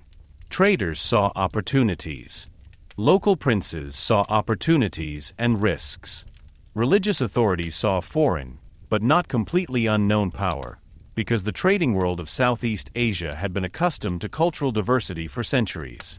For ordinary dockworkers, fishermen and sailors, the fleet was perhaps above all a miracle of wood and people, a moving section of a vast empire that appeared for a short time off its coast and then moved on. But behind the fascination lay moral and political tensions. If the Ming Dynasty claimed to bring order, whose order was it? For traders, order meant safety on the routes. For local rulers, it could mean recognition or dependence. For pirates, it was a threat. For smaller communities, it could offer protection, but also create new obligations. Zheng He's mission thus shows a fundamental problem of any great power politics. Power rarely appears only as oppression or only as protection. It is both at the same time, depending on who experiences it and which interests are affected. The Ming fleet was able to secure peace by threatening violence. It was able to promote trade by demanding political hierarchy. It was able to strengthen local rulers by weakening others. In Java, therefore, it became apparent how fragile the order of Southeast Asia was. Not because the region was weak or backward, but because it was open, networked, and polyphonic. Wealth was created precisely through movement and exchange. But this openness made them susceptible to conflict. Every port was dependent on foreign traders, but foreign traders also brought foreign interests. Every ruler wanted to attract trade, but trade made him dependent on security and international relations. Any connection to China could bring prestige, but also new expectations. In this world, Zheng He had to act carefully, because one wrong decision could exacerbate local tensions. The Ming Dynasty tried to create clarity through rituals. Legations, tributes, imperial letters, and honorary titles were intended to regulate relations. But the sea was not so easy to bring into fixed categories. Merchants were mobile. Pirates changed roles.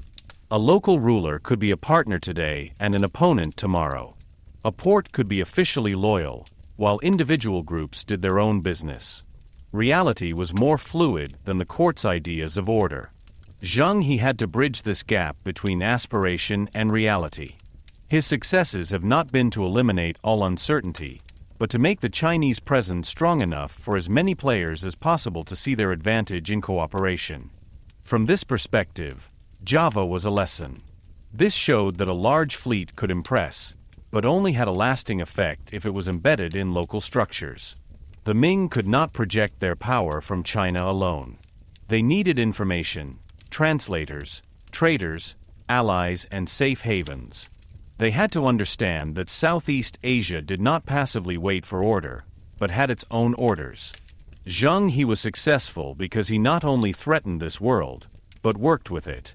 He used existing networks, strengthened selected relationships, and kept the possibility of military force in the background. At the end of this chapter, Java is a mirror of the entire Zheng He mission. The island world showed the opportunities and limits of Chinese naval power. It offered trade wealth, diplomatic opportunities, and strategic access, but also uncertainty, rivalry, and political ambiguity. Majapahit recalled that Southeast Asia had its own great traditions and was not simply an empty space for Chinese ambitions. The port cities showed that power works differently at sea than on land. It comes from nodes, relationships, protection and trust, but also from fear. Zheng He did not leave this region as a conqueror who had established a new empire on Java. He left her as a representative of a power that had left a deep impression. The Ming Dynasty had shown that it was able to intervene in the complicated conditions of Southeast Asia without permanent rule everywhere. But it was precisely this form of power that was sensitive. It thrived on repetition, visibility, and imperial will. As long as Zheng He's fleet appeared, China's order remained noticeable. As soon as it disappears, the local forces would act more strongly according to their own rules again. Java and Majapahit therefore made it clear that Zheng He's greatest challenge was not reaching foreign shores. The greater challenge was to create order in a polyphonic world without being able to control it completely. Chapter 9: Ceylon and the ruler of Kotte. When Zheng He's fleet reached the waters around Ceylon, it entered an area that was of extraordinary importance for the trade of the Indian Ocean. The island, today's Sri Lanka, lay like a natural junction between South India, Southeast Asia, Arabia, and the sea routes to the west. Anyone on their way from Malacca to the Indian coast or further towards the Persian Gulf and Red Sea could hardly ignore Ceylon. The island offered ports, supplies, religious sanctuaries, precious stones, cinnamon, and strategic proximity to the major trade routes. But it was precisely this location that also made it a place of competition. Various centers of power, religious communities, merchant groups, and regional power interests met here. For Zheng He, Ceylon was therefore not just another stop on his journey. It was a touchstone for whether the Ming Dynasty could maintain its order even where local rulers appeared self-confident, suspicious, and power-conscious. Ceylon was politically fragmented in the early 15th century. There was no one undisputed ruler who firmly controlled the entire island. Various kingdoms and centers of power struggled for influence, including the Kingdom of Kotte in the southwest, the Kingdom of Jaffna in the north, and other local forces. In this situation, a foreign great power like the Ming Dynasty could appear as a valuable partner on the one hand, but also as a threat on the other. Those who received Zheng He's legation in a friendly manner could gain prestige. Those who opposed it could try to demonstrate their own independence. It was precisely in this field of tension that Alakeshvara von Kotte emerged, a powerful ruler who appears in the Chinese sources as an opponent of Zheng He. Alakeshvara was not an insignificant local prince who accidentally came into conflict with the Chinese fleet. He was part of a political world in which rulers had to constantly secure their position. In Ceylon, power was closely linked to control of ports, trade taxes, religious endowments, military allegiance, and dynastic recognition. A ruler not only had to have authority internally, but also be strong vis-a-vis foreign traders and envoys. When a huge Chinese fleet appeared and demanded respect in the name of a distant emperor, it called into question the local hierarchy. For Zheng He, the Emperor of China was the highest point of reference for order. For Alakeshvara, the crucial question was probably whether he should submit to this order, use it, or resist it. The encounter between Zheng He and Alakeshvara shows particularly clearly how quickly diplomacy could turn into violence. Zheng He's mission was based on rituals, gifts, and symbolic recognition, but she was not powerless. If a ruler insulted, threatened, or disregarded the Chinese legation, the fleet could respond. Alakeshvara seems to have viewed the Chinese presence as a danger or an opportunity. Some traditions report that he tried to threaten the fleet or lure Zheng He into a trap. Perhaps he believed that the Chinese, despite their size, were vulnerable because they operated far from home. Perhaps he wanted to capture their treasures or reject their political interference. Perhaps it was also about local rivalries in which the Chinese mission played a role. What is certain is that the conflict escalated and Zheng He was not willing to accept an open challenge. For Zheng He, the situation was dangerous. A fleet can seem enormous at sea, but on land the balance of power changes. Foreign soldiers do not know the terrain, are dependent on supplies, and can easily get into trouble in confusing conditions. If Alakeshvara really hoped to separate Zheng He from his ships or to lure the Chinese forces into an ambush, then he was aiming precisely at this weakness. The treasure fleet was a maritime power, but it had to establish diplomatic contacts, gather supplies, and perform rituals on land. Every shore leave could become a danger. Zheng He therefore had to decide whether to withdraw, negotiate, or strike decisively. His answer was harsh. The Chinese troops advanced against Alakeshvara, defeated his forces, and captured him. This intervention was more than self-defense. It was a demonstration that the Ming Dynasty, far away from China, was willing to act militarily when its authority was challenged. The capture of a ruler was a strong signal. It showed the coastal powers of the Indian Ocean that Zheng He's fleet could defeat not only pirates like Zuyi, but also established political actors. A ruler who openly challenged the Chinese order could not be sure that his rank would protect him. It was particularly significant that Alakeshvara was brought to China. As with Zuyi, the defeated opponent was not only punished locally, but also brought to the center of the Ming power. This act transformed the military victory into an imperial spectacle. The Yongle emperor was able to show that even distant rulers could be brought before his throne if they defied order. At the same time, he was able to present himself as the supreme judge, whose power extended beyond the coasts and islands of the known world. The message was clear: the emperor's fleet came with gifts, but it did not come as supplicants. She expected respect. But the conflict in Ceylon was not only an expression of Chinese strength. It also reveals the limits and contradictions of Yongle's world politics. The Ming Dynasty officially wanted harmony, regulated relations, and peaceful recognition. Their language was characterized by order, tribute, and mutual benefit. But as soon as a local ruler did not accept this order, military power came to the fore. This does not mean that Zheng He was a conqueror in the later colonial sense. The Chinese did not establish permanent colonial rule on Ceylon, did not establish a fixed administrative area, and did not try to rule the entire island directly. But they intervened massively in local politics. They removed a ruler, took him away, and thus influenced the balance of power on the island.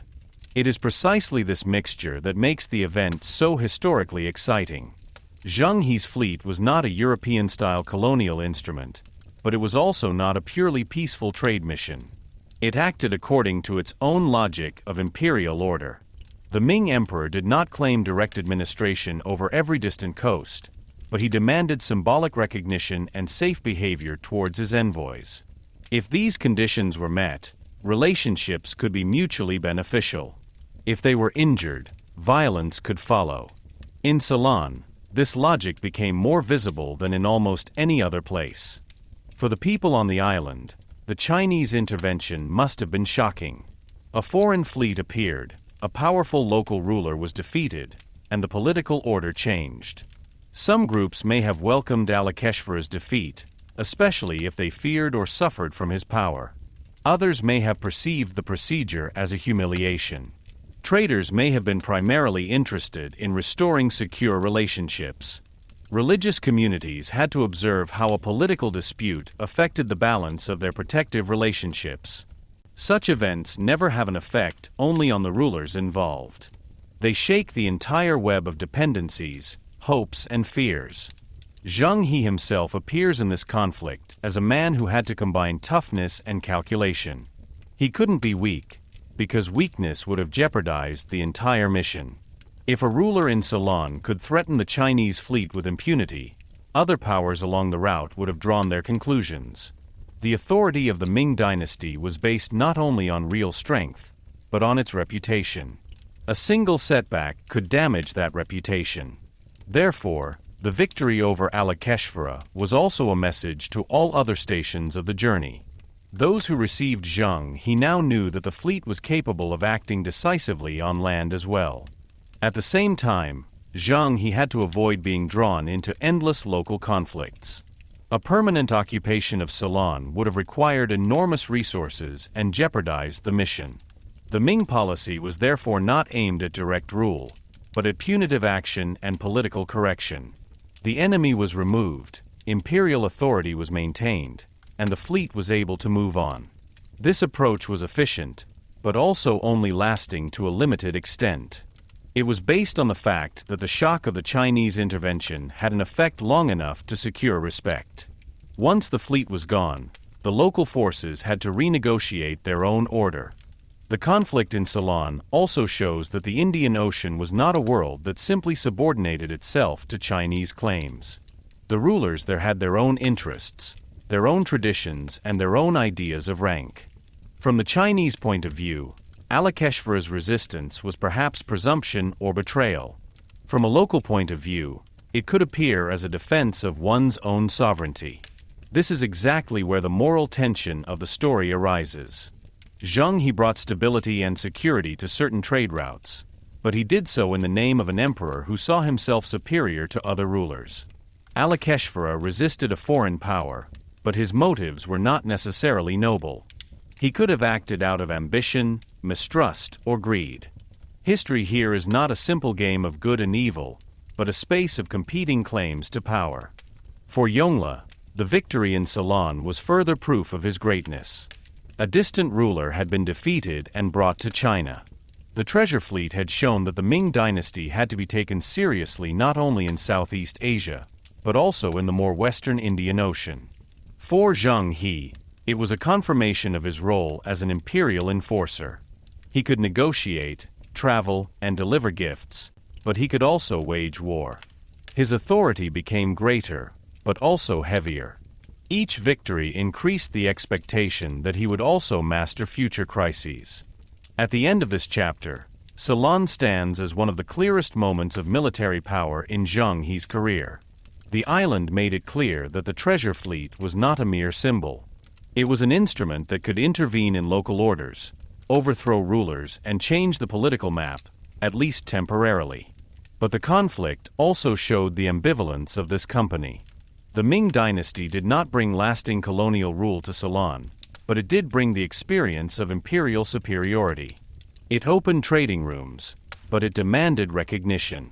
It punished enemies, but it decided for itself who was considered the enemy. Ceylon was thus more than a stop on Zheng He's route. It was a mirror of the entire mission.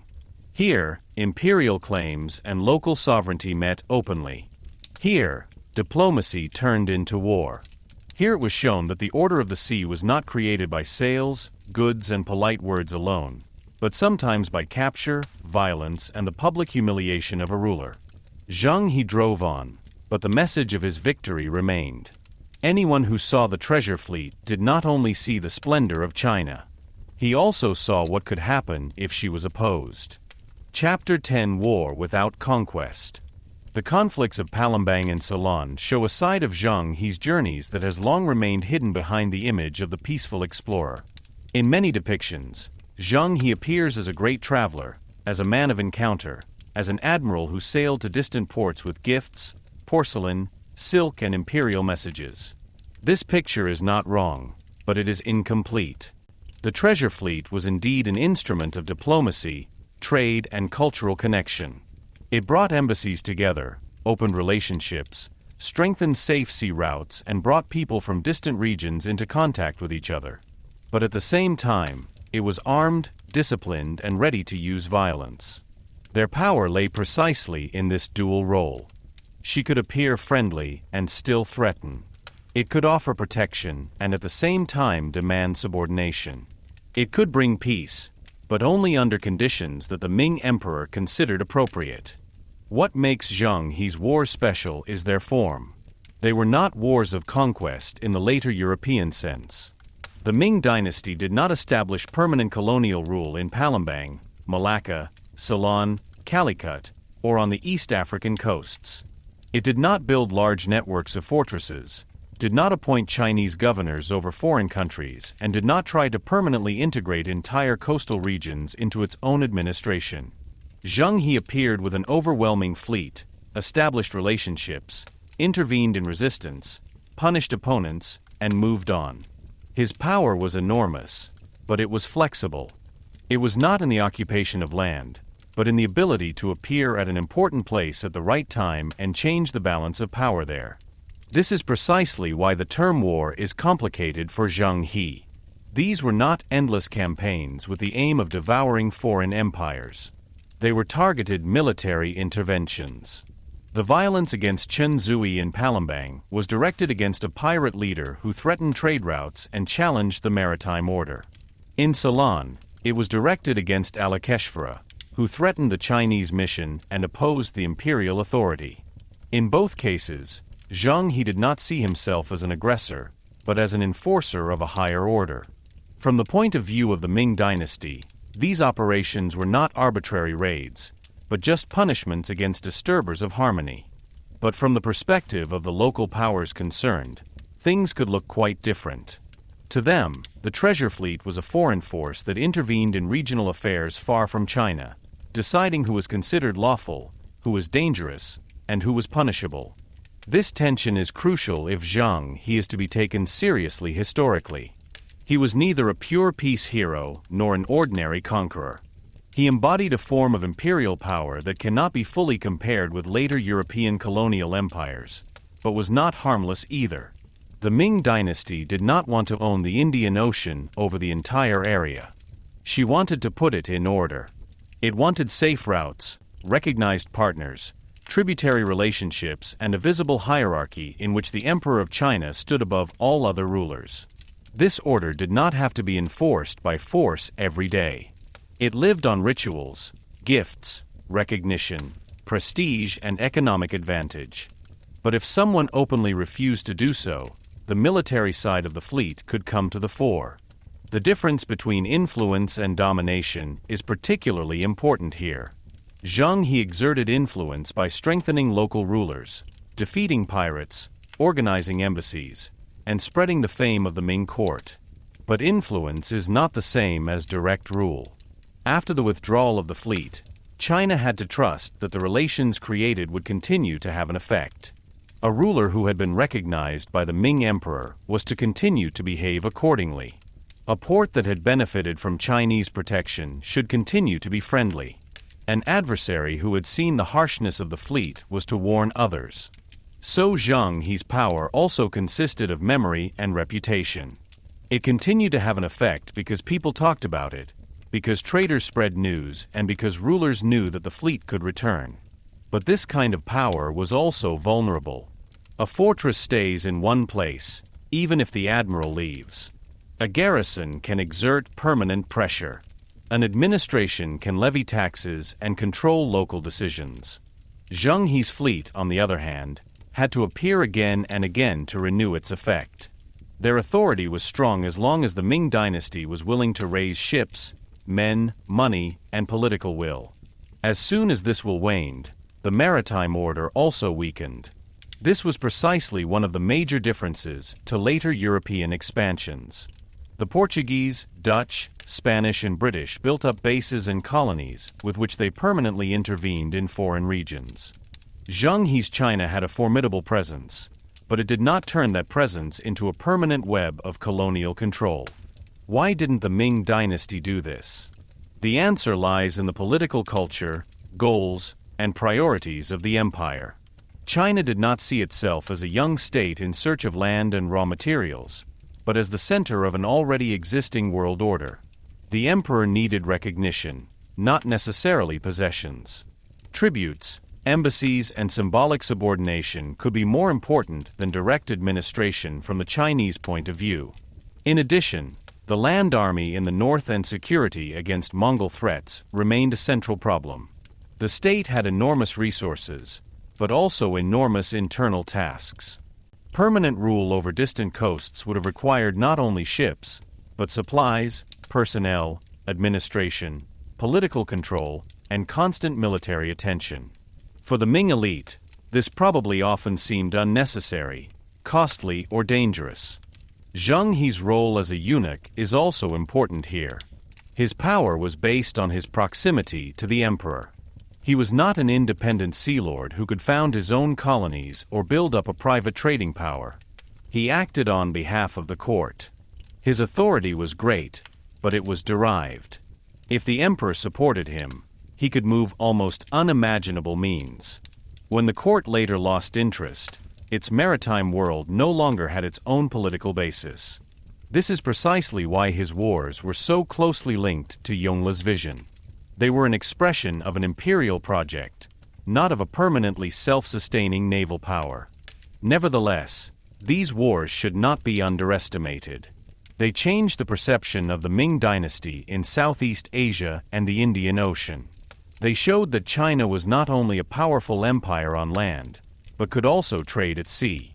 They strengthened certain ports, weakened pirates, and intervened in local power struggles. The victory over Chen Zuyi secured trade routes and sent a clear signal to maritime violent actors. The capture of Alakeshvara showed that even a ruler on an important island was not unassailable. Such events shaped political memories. They made Zheng He's name a sign of order and danger at the same time. The moral evaluation remains difficult. On the one hand, Zheng He's fleet was able to create real security. Retailers benefited from less piracy. Minor rulers were able to gain recognition, protection, and prestige through Ming.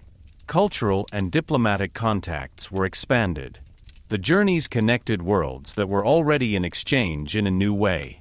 On the other hand, this security was based on a clear hierarchy. The Ming emperor did not see himself as an equal partner of other rulers, but as the center of an order in which others were to fit in. Anyone who did not accept this order could quickly become an enemy. So peace did not mean freedom from power. Peace meant recognition of power. Zheng He himself was at the center of this contradiction. He was a man whose own life had been shaped by imperial violence. As a boy, he had been torn from his homeland by war. Later, he became the representative of an empire that in turn showed its order to other regions. Perhaps it was precisely this biography that made him such a fitting figure for Yongle's project. He knew what power could do to people, but he also knew how to rise within this power. As an admiral, he not only had to carry out orders, but also decide in confusing situations when patience, when pressure, and when force was necessary. His greatness lay not only in guiding ships, but in transferring the language of imperial politics to the sea. War without conquest, therefore, does not mean war without consequences. Zheng He's missions left their mark, even if no Chinese colonies were established. They influenced trade routes, strengthened alliances, created fear of Chinese retaliation, and shaped the image of a Ming dynasty that was capable of acting far beyond its coasts. They show that imperial power can take many forms. It does not always have to occupy land. It can work through rituals, through gifts, through hierarchies, through promises of protection, through punitive actions, and through the mere memory of a fleet that once appeared on the horizon and changed everything. At the end of this chapter, therefore, a central insight remains. Zheng He's journeys were neither pure peace missions nor classic conquest. They were an expression of maritime power politics that combined security and subordination, trade and hierarchy, diplomacy and violence. The treasure fleet was a floating courtyard, a trade bridge, a military instrument, and a symbol of imperial claim at the same time. This is precisely where their historical fascination lies. It shows a world in which China had the opportunity for a brief moment to permanently shape the Indian Ocean, but opted for a different form of influence. The focus was not on possession, but on recognition. Not colonies, but order. Not permanent conquest, but impressive proof that the emperor could reach distant seas and make his will felt there. Chapter 11: India, Calicut, and the Power of Trade.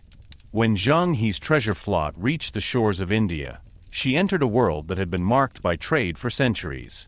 India was not a distant periphery for the seafaring of the Indian Ocean, but one of its great centers.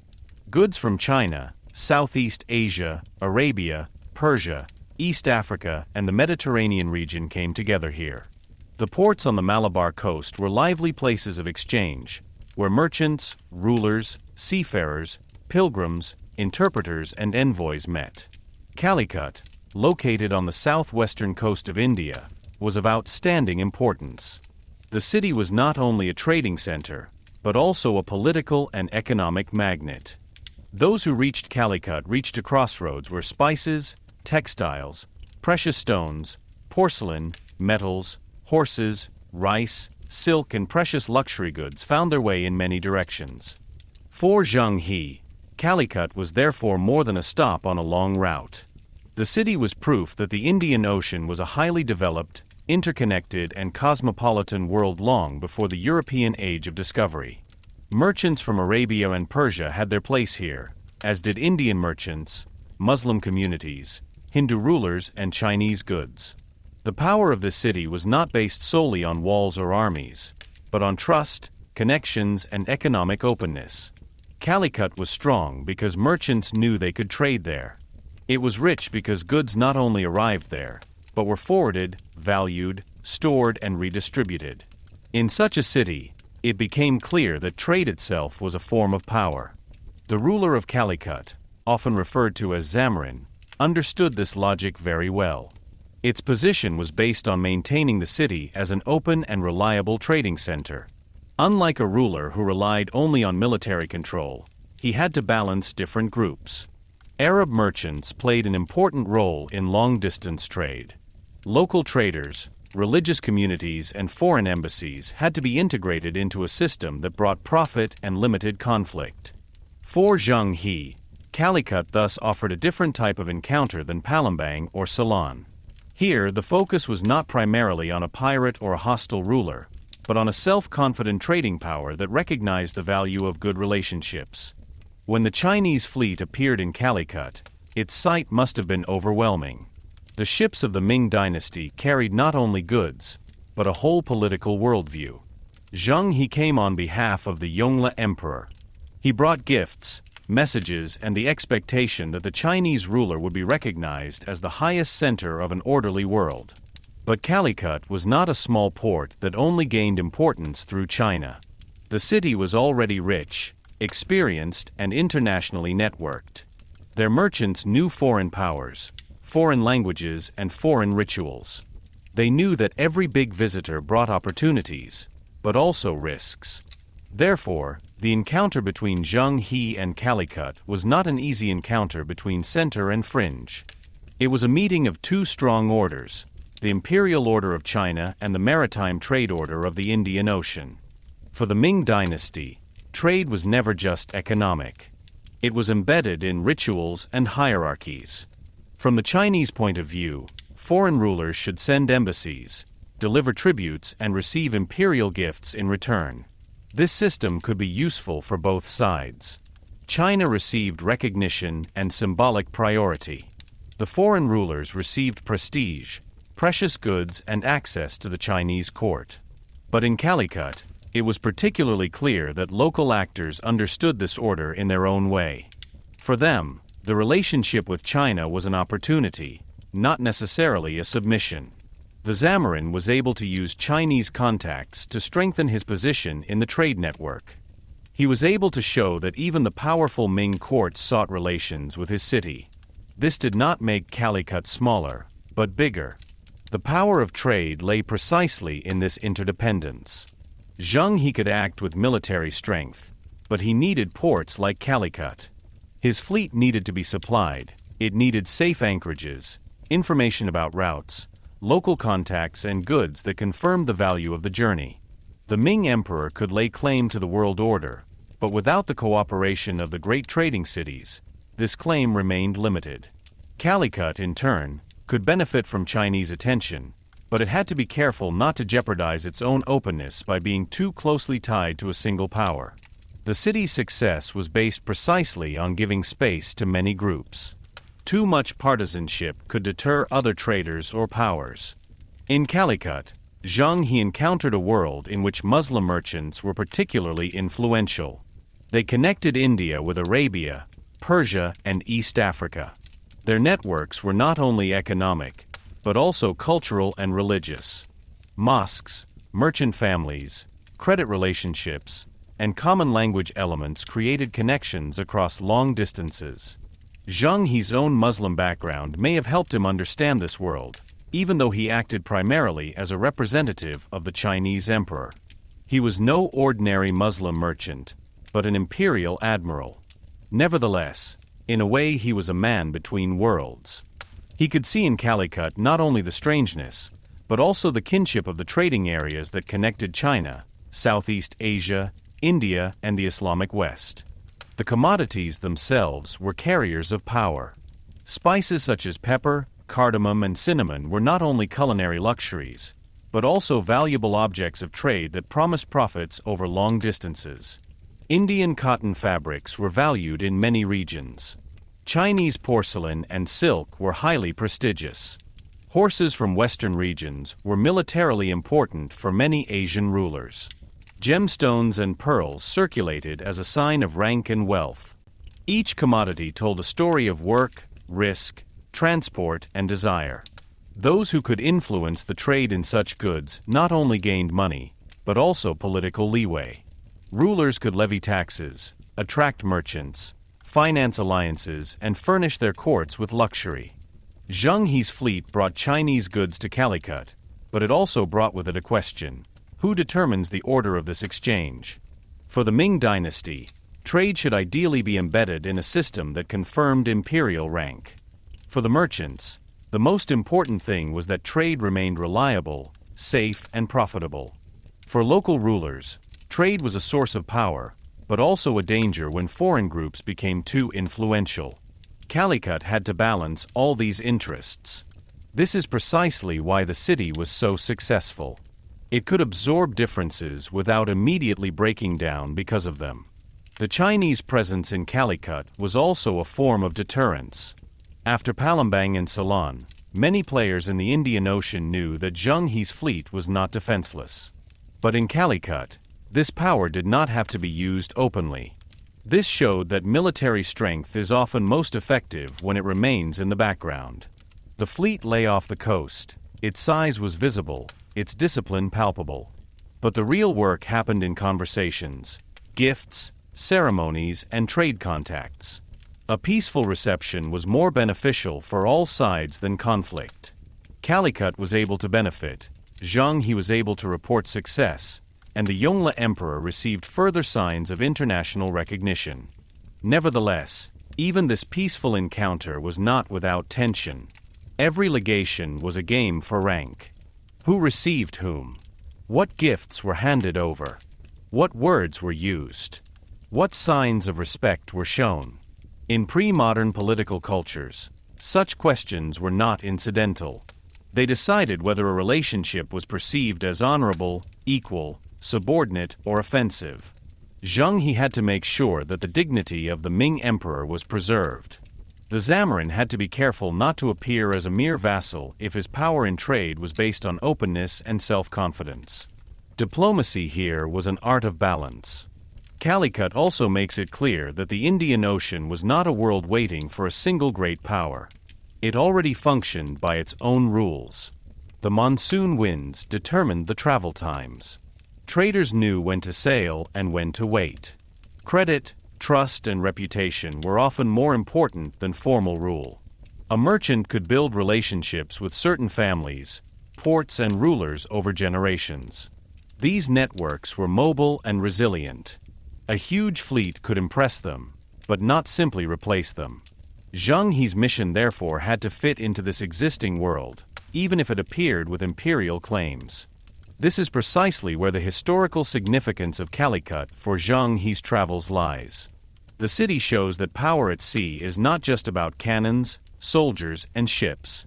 It also arises from market prices, port fees, relationships of trust, religious networks, political recognition, and the ability to coexist with many interests. Zheng He brought state power to this world. Calicut embodied economic power. Both could benefit from each other as long as neither tried to completely dominate the other. For the Yongle Kaiser, the relationship with Calicut was a success. Legations from distant countries strengthened his image as a ruler whose rank was recognized far beyond China. For Zheng He, Calicut was proof of his diplomatic ability. After military successes in other regions, he was able to show here that his fleet could not only punish, but also unite. For the traders, the Chinese presence was an opportunity to gain new goods, new contacts, and perhaps greater security. But underneath all this, the question remained as to how lasting this order could be. As long as the fleet appeared regularly, China remained a visible player. If it failed, trade would continue, but according to the rules of those who were permanently present on the coasts and markets. At the end of this chapter, Calicut stands as a symbol of a different power than the one that became visible in Palembang or Ceylon. There, Zheng He had defeated opponents. In Calicut, he encountered a system that did not need to be defeated because it was more valuable through cooperation than through submission. The city showed him that Handel has its own authority. It connects people, creates dependencies, distributes wealth, and shapes political decisions. A ruler who wants to control trade must understand it. Whoever destroys it loses more than he gains. Zheng He's stay in Calicut made it clear that the Indian Ocean was not ordered by war alone. It was carried through ports, animated by traders, rhythmized by winds, and held together by trust. The treasure fleet was able to impress this world. It was able to steer it at times and integrate it into the symbolism of the Ming Empire. But she could not possess them completely. Calicut remained Calicut, rich, open, confident, and deeply rooted in the ocean's trade networks. For Zheng He, the city was a target, a partner, and a reminder that even the world's largest fleet remained dependent on the invisible power of trade. Chapter 12: Arabia, Hormuz, and the Western Seas. As Zheng He's treasure fleet sailed further west beyond India's well-known ports, the character of the voyage changed. By then, the fleet had already touched Southeast Asia, Java, Sumatra, Malacca, Ceylon, and the Indian Malabar coast. But now another room opened up. The Western Seas led to the coasts of Arabia, the Persian Gulf, the Red Sea, and trading centers that mediated between Asia, Africa, and the Mediterranean for centuries. For the Ming Dynasty, this expansion of the journey meant a huge expansion of their view of the world. Zheng He now entered regions that were not only rich and influential, but also deeply involved in Islamic, Persian, Arab, and Indian trade networks. Here, China could not simply appear as the undisputed center. Here it met powers, cities, and merchants who themselves had long experience, great wealth, and a strong awareness of their importance. Hormuz in particular occupied a prominent position in this world. The city was located at the entrance to the Persian Gulf and controlled one of the most important crossings between the Indian Ocean and the trading areas of the Middle East. Whoever reached Hormuz stood on a threshold. From here, paths led to Persia, Mesopotamia, Central Asia, and on towards the Mediterranean. Horses, pearls, precious stones, metals, spices, fabrics, slaves, ceramics, and luxury goods were traded here. Hormuz was a place where wealth became visible, but also dependence. The city lived from the sea, from intermediary trade, and from its ability to attract foreign traders. Their power was not based on dominating vast tracts of land, but on controlling a gateway through which goods, news, and people poured in. For Zheng He, Hormuz was therefore an ideal place to demonstrate the reach of the Ming Dynasty.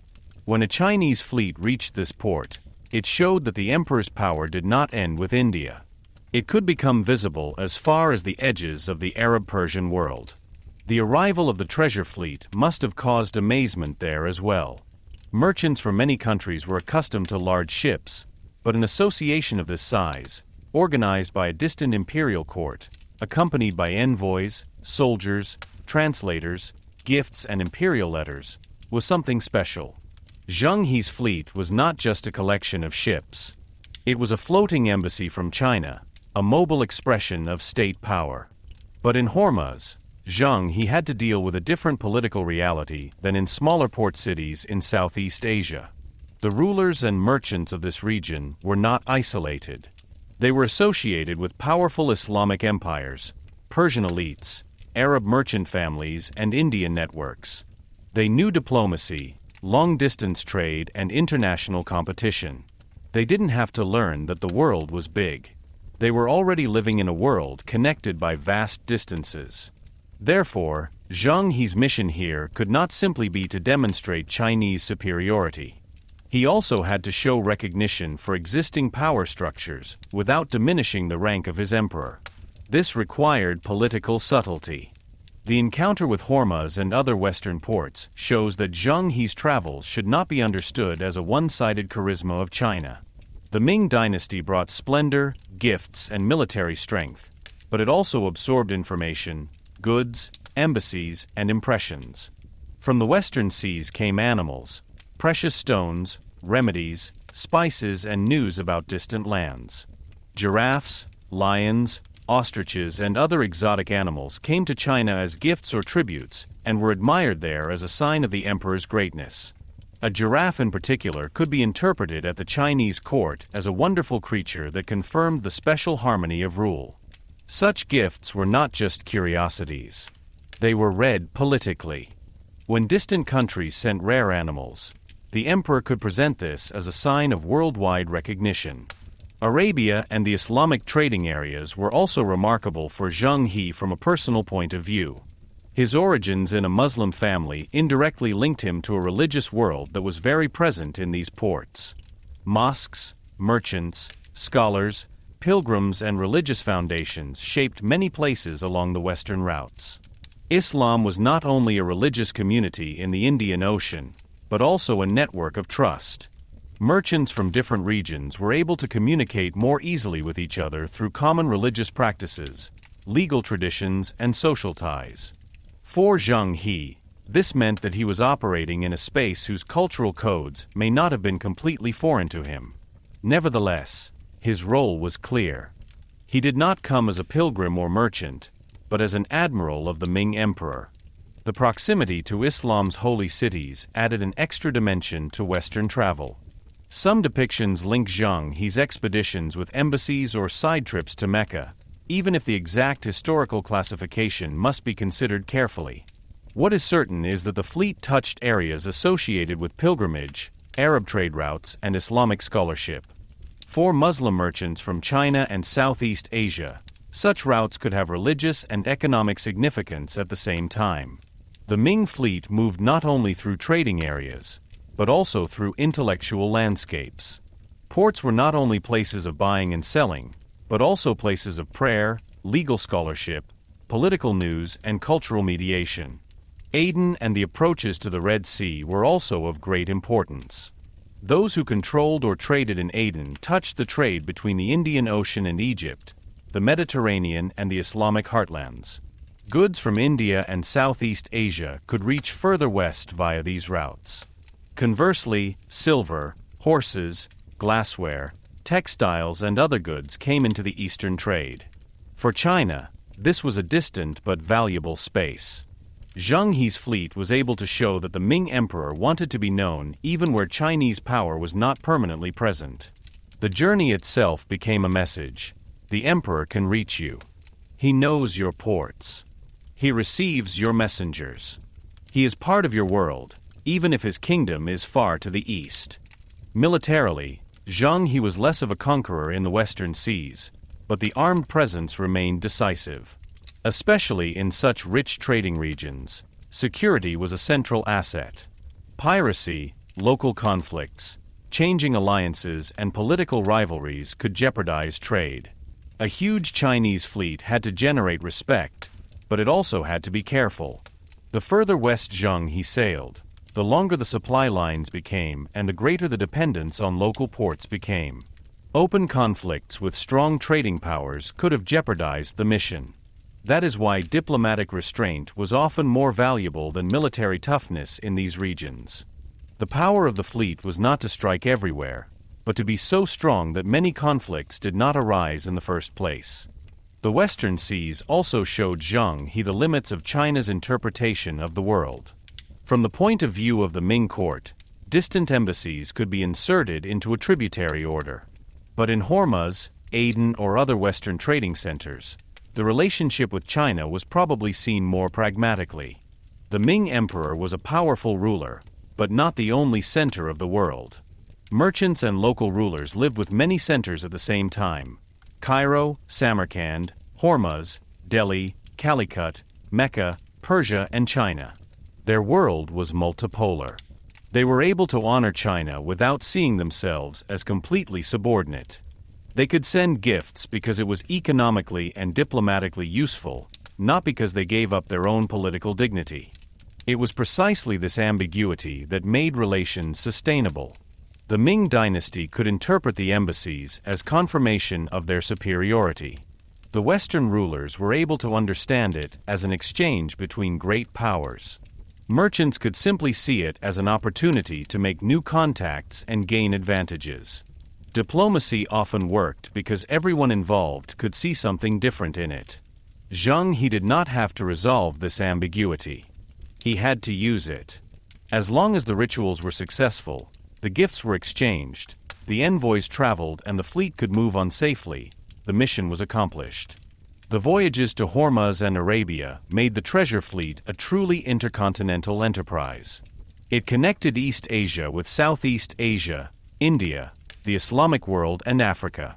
It showed that in the early 15th century, China had the organizational means to establish a maritime presence of astonishing reach. At the same time, she made it clear that maritime power works differently than land power. On the sea, you rarely control through continuous control. You rule through routes, ports, relationships, supply points, reputation, and the ability to be visible at the right time. Zheng He understood this logic. His fleet was strong because it not only had ships, but also operated in networks. At the end of this chapter, the western seas are seen as an extension of the horizon. For Yongle, Hormuz, Aden and Arabia were proofs that his fame could penetrate to distant regions. For Zheng He, they were places of diplomatic probation, where he had to deal with rich, experienced and self-confident partners. For the traders, they were hubs of a trade that was much older than the Ming fleet and would continue even after its disappearance. The treasure fleet could impress this world, but it could not determine it alone. This is precisely the size and the limit of Zheng He's mission. He reached ports that were deeply rooted in other worlds of power and beliefs. He brought the name of the Ming Emperor to places where Chinese armies would never rule permanently. He proved that China could reach the western seas without having to conquer them. But he also showed that even the most powerful fleet enters an already existing world. Hormuz and Arabia were not empty stages for Chinese greatness. They were centers of history in their own right. Zheng He's achievement was to touch these centers without breaking them, and to carry his emperor's claim into a world large enough to accommodate many powers at once. Chapter 13: The Coast of Africa and the End of the Known World.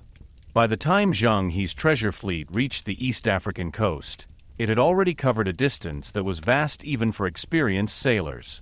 Behind it lay the coasts of China, the islands of Southeast Asia, Malacca, Java, Sumatra, Ceylon, India, Hormuz and the Arab trading areas.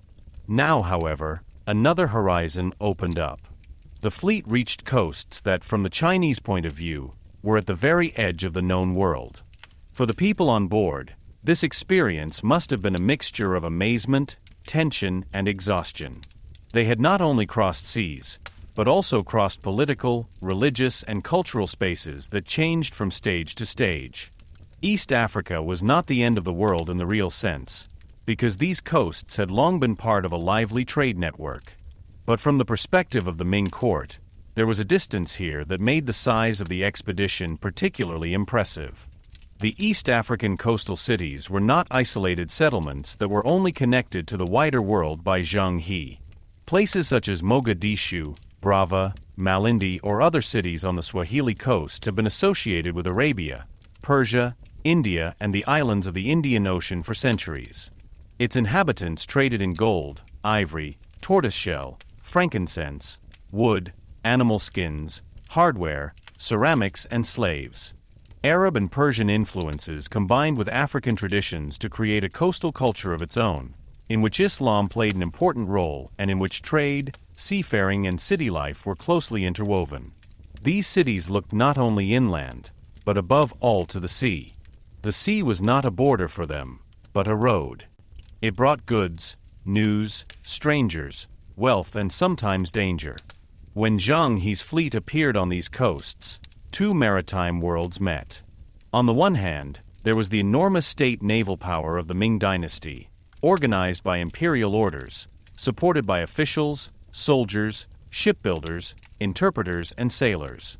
On the other side were African coastal cities that drew their strength not from a vast centralized empire, but from their location, their trading acumen, and their networks.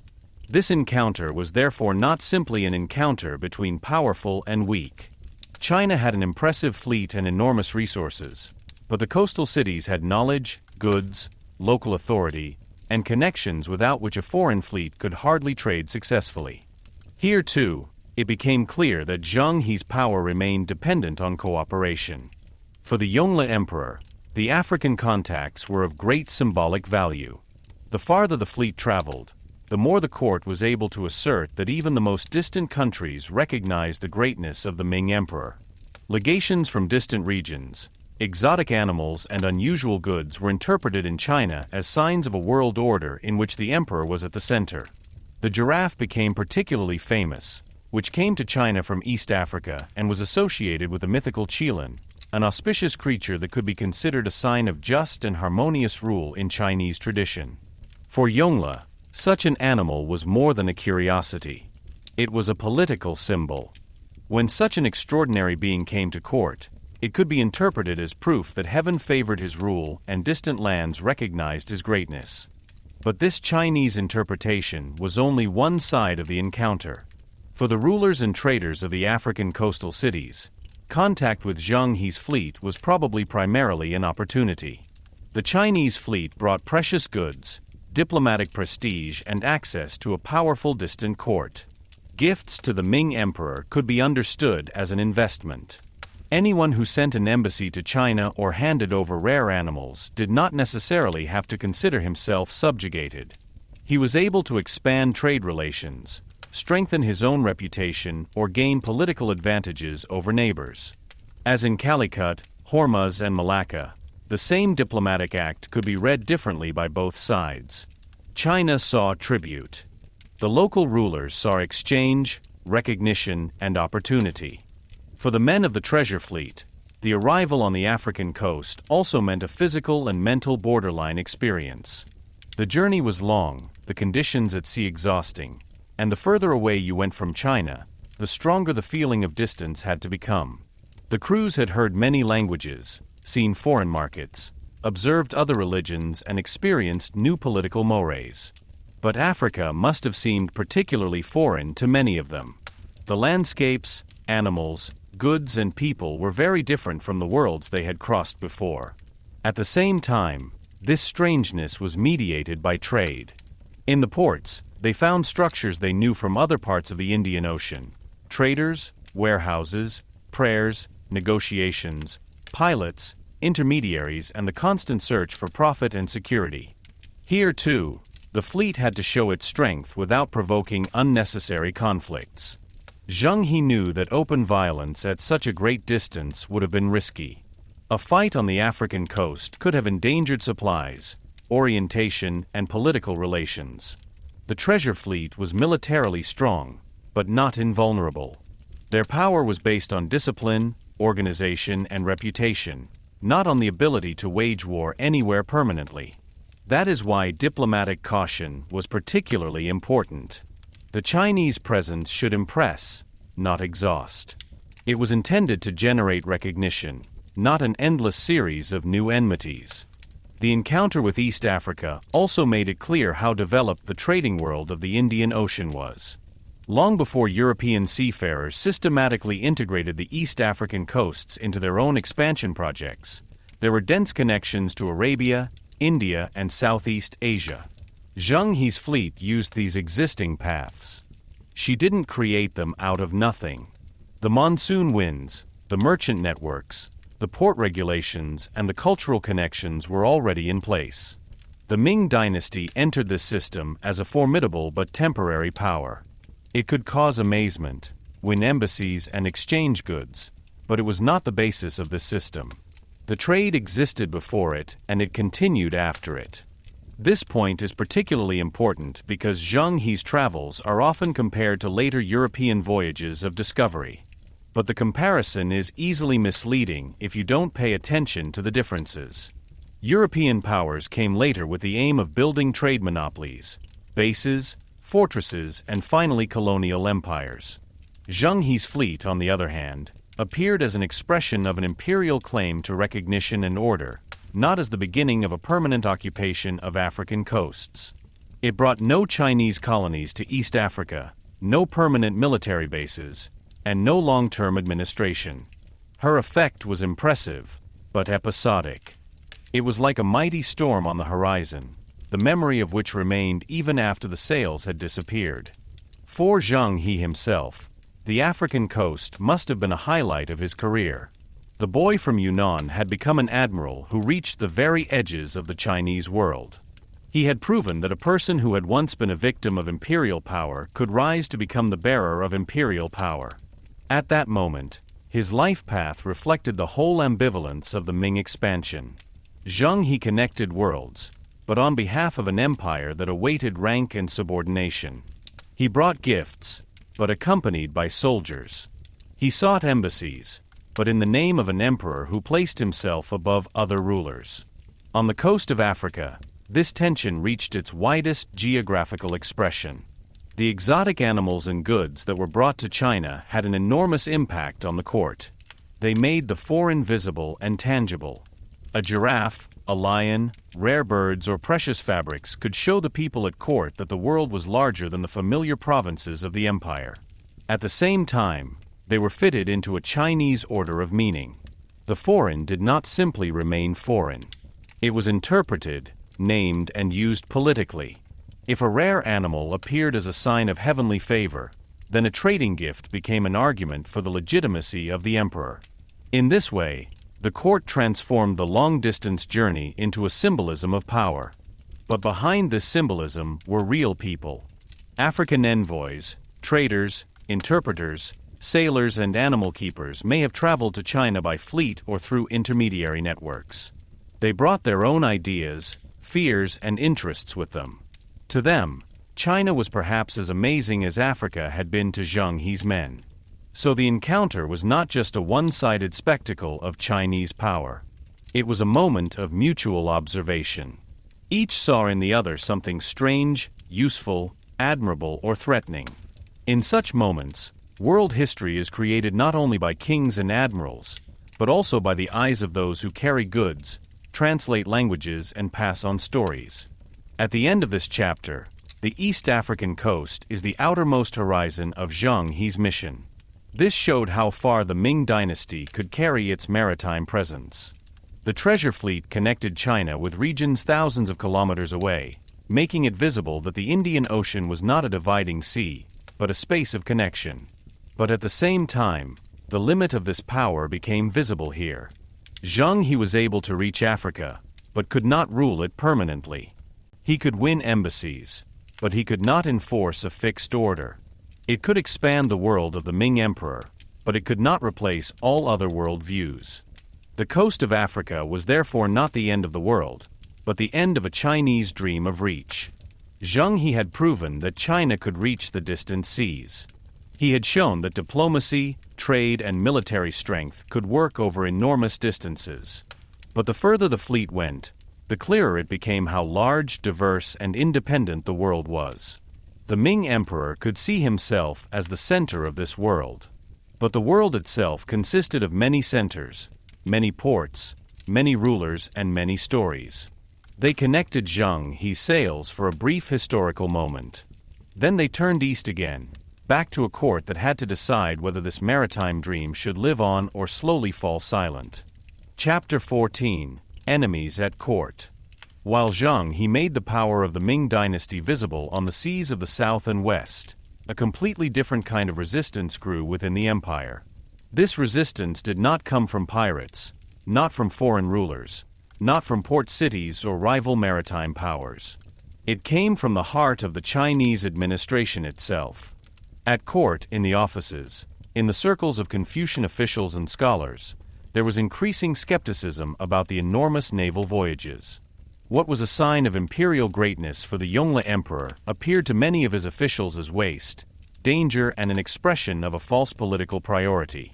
Thus began a silent power struggle that would become more decisive for the fate of the treasure fleet than any storm or battle at sea. The Ming Dynasty was a state based on a highly developed administration. Civil servants who had risen through education, examinations, and Confucian scholarship saw themselves as the moral backbone of the empire. In their imagination, a good ruler should protect agriculture, keep taxes moderate, not overburden the people, secure the borders, and preserve internal order. Large, expensive undertakings in distant countries only fit this ideal to a limited extent.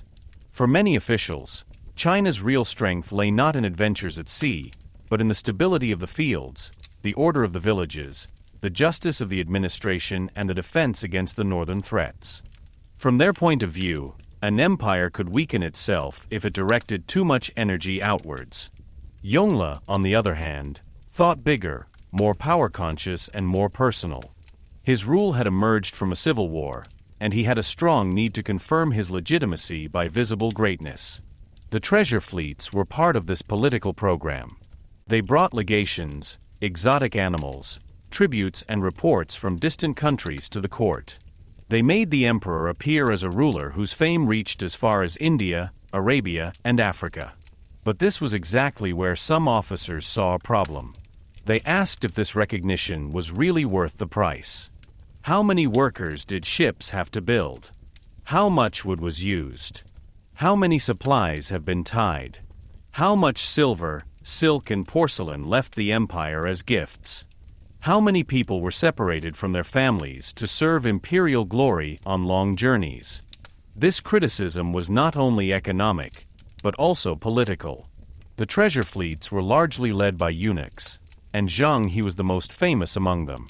Eunuchs had a special and often controversial position at the Chinese court. Since they had direct access to the emperor and were not part of the classic civil service elite, many scholars viewed them with suspicion. In Confucian political thinking, eunuchs were often seen as dangerous court servants who could shield the ruler from honest officials, amass personal power, and undermine state order. This image was not always fair, but it was deeply rooted.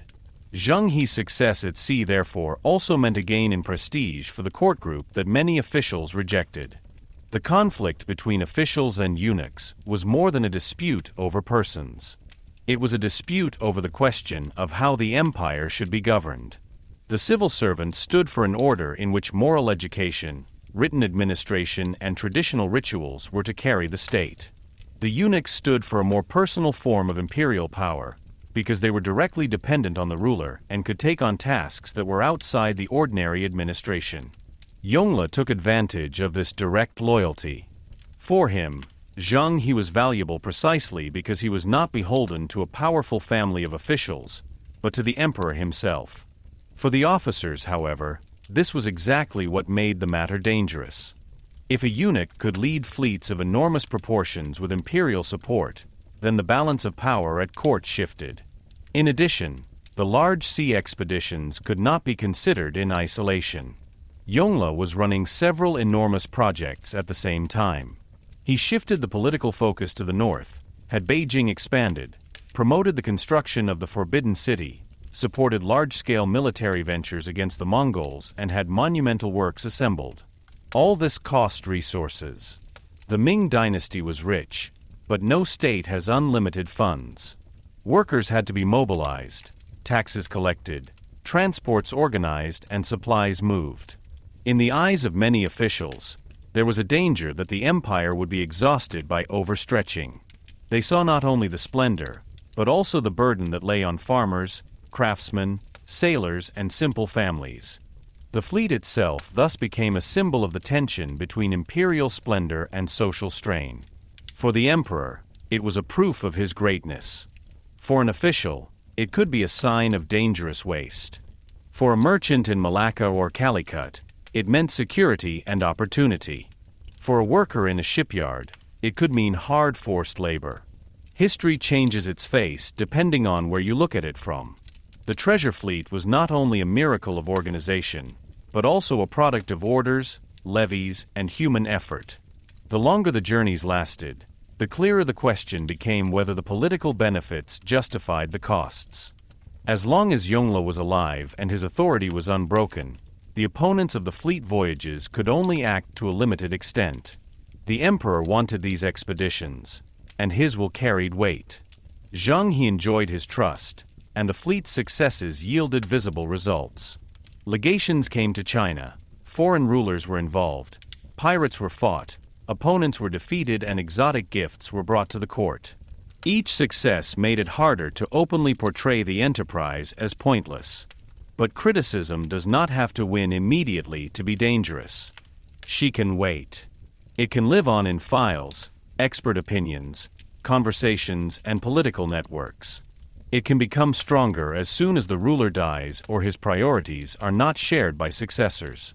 After Yongle's death, the situation changed. The emperor, who had borne the great voyages of the fleet with personal ambition, was no longer there.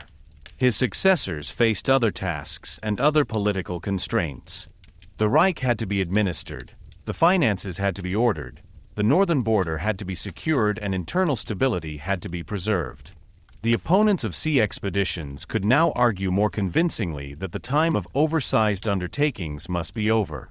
What under Yongle was still considered an expression of imperial greatness could now appear as a burdensome legacy. The question was no longer just whether China could carry out such trips. The question was whether it should continue to carry it out.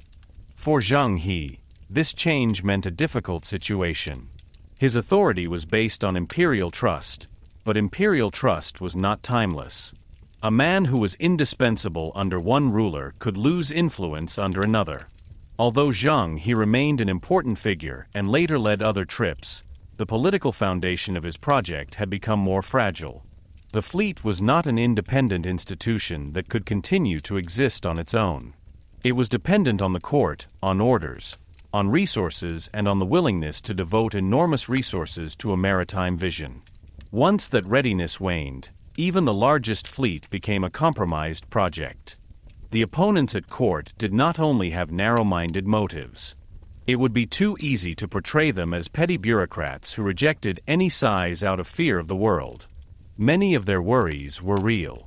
China had huge land borders, especially in the north. The Mongols remained a serious threat. The supply of large armies and the security of the capital region were central tasks. Natural disasters, tax problems, corruption, and local unrest could also burden the empire. From the point of view of an official responsible for the stability of the country, it might seem more reasonable to keep resources inside rather than send them to distant oceans. The conflict was therefore not simply a struggle between progress and backwardness. It was a dispute between different ideas of security. Yongle's maritime policy was based on the idea that size on the outside also creates stability on the inside. The criticism of civil servants was based on the idea that internal order is more important than external fame. Both views had their logic. An empire that only looks inward can lose opportunities. An empire that stretches too far outward can exhaust its foundation. Zheng He's fleet stood right between these two truths.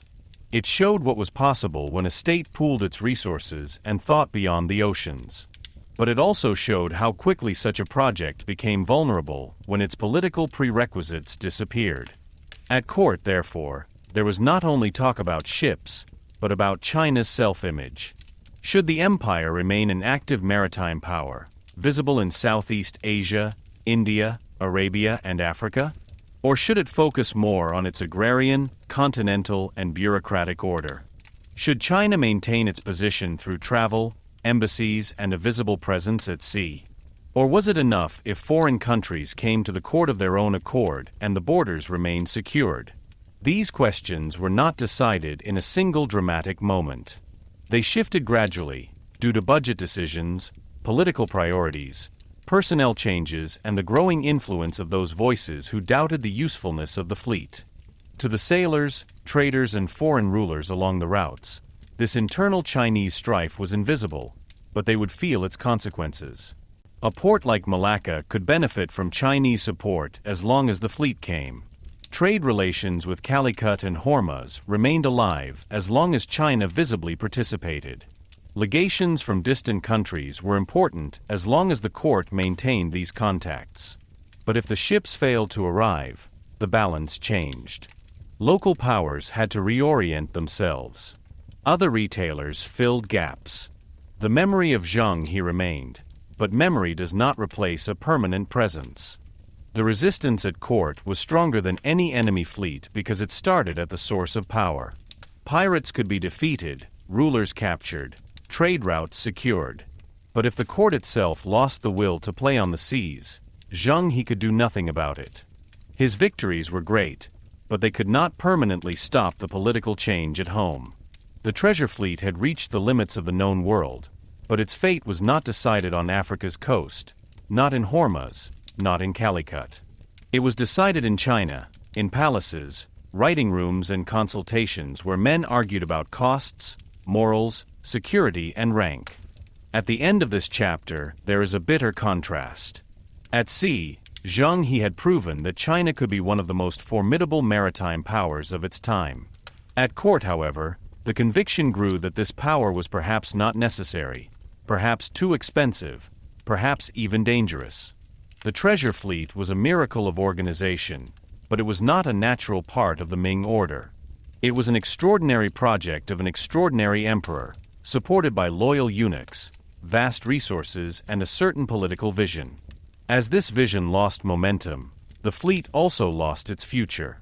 Thus, the resistance at court shows that world history is not only decided by battles, discoveries, and great journeys.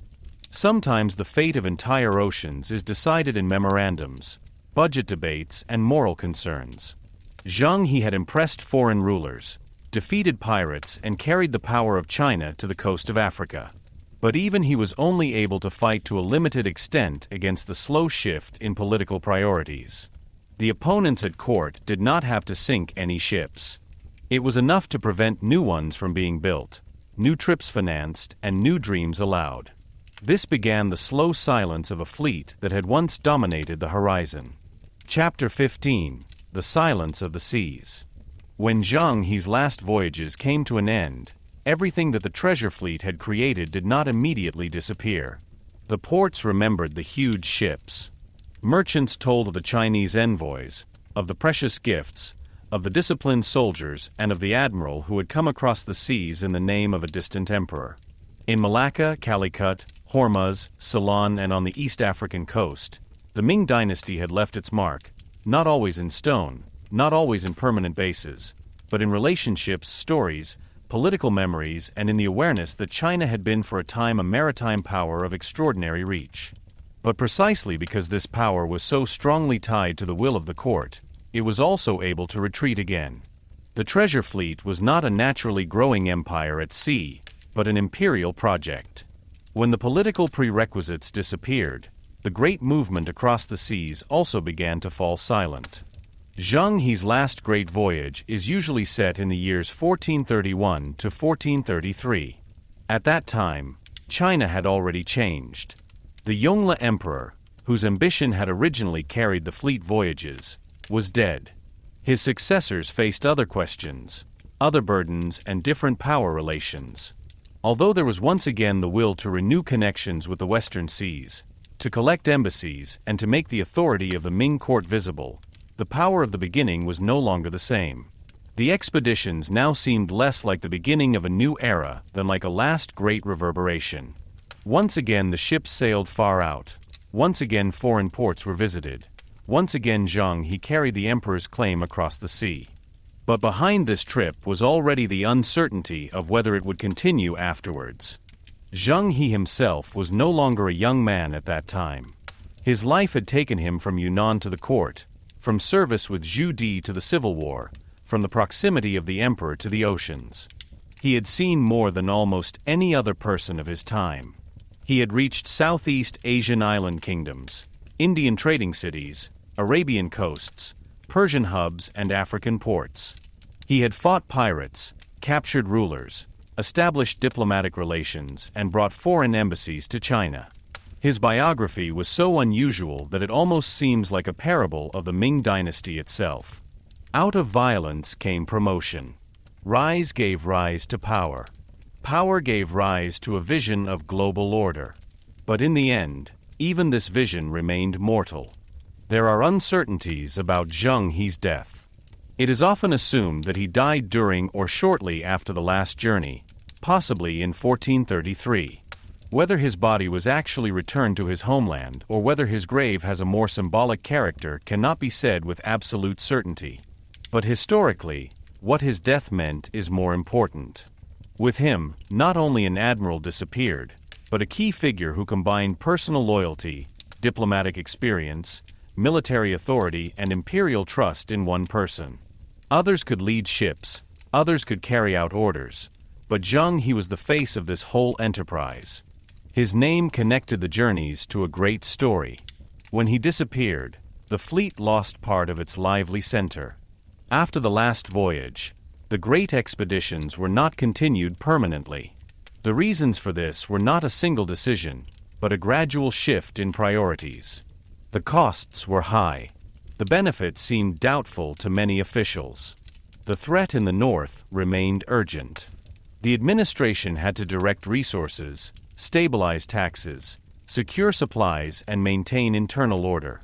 For the Confucian civil service elite, the distant journeys were often difficult to justify.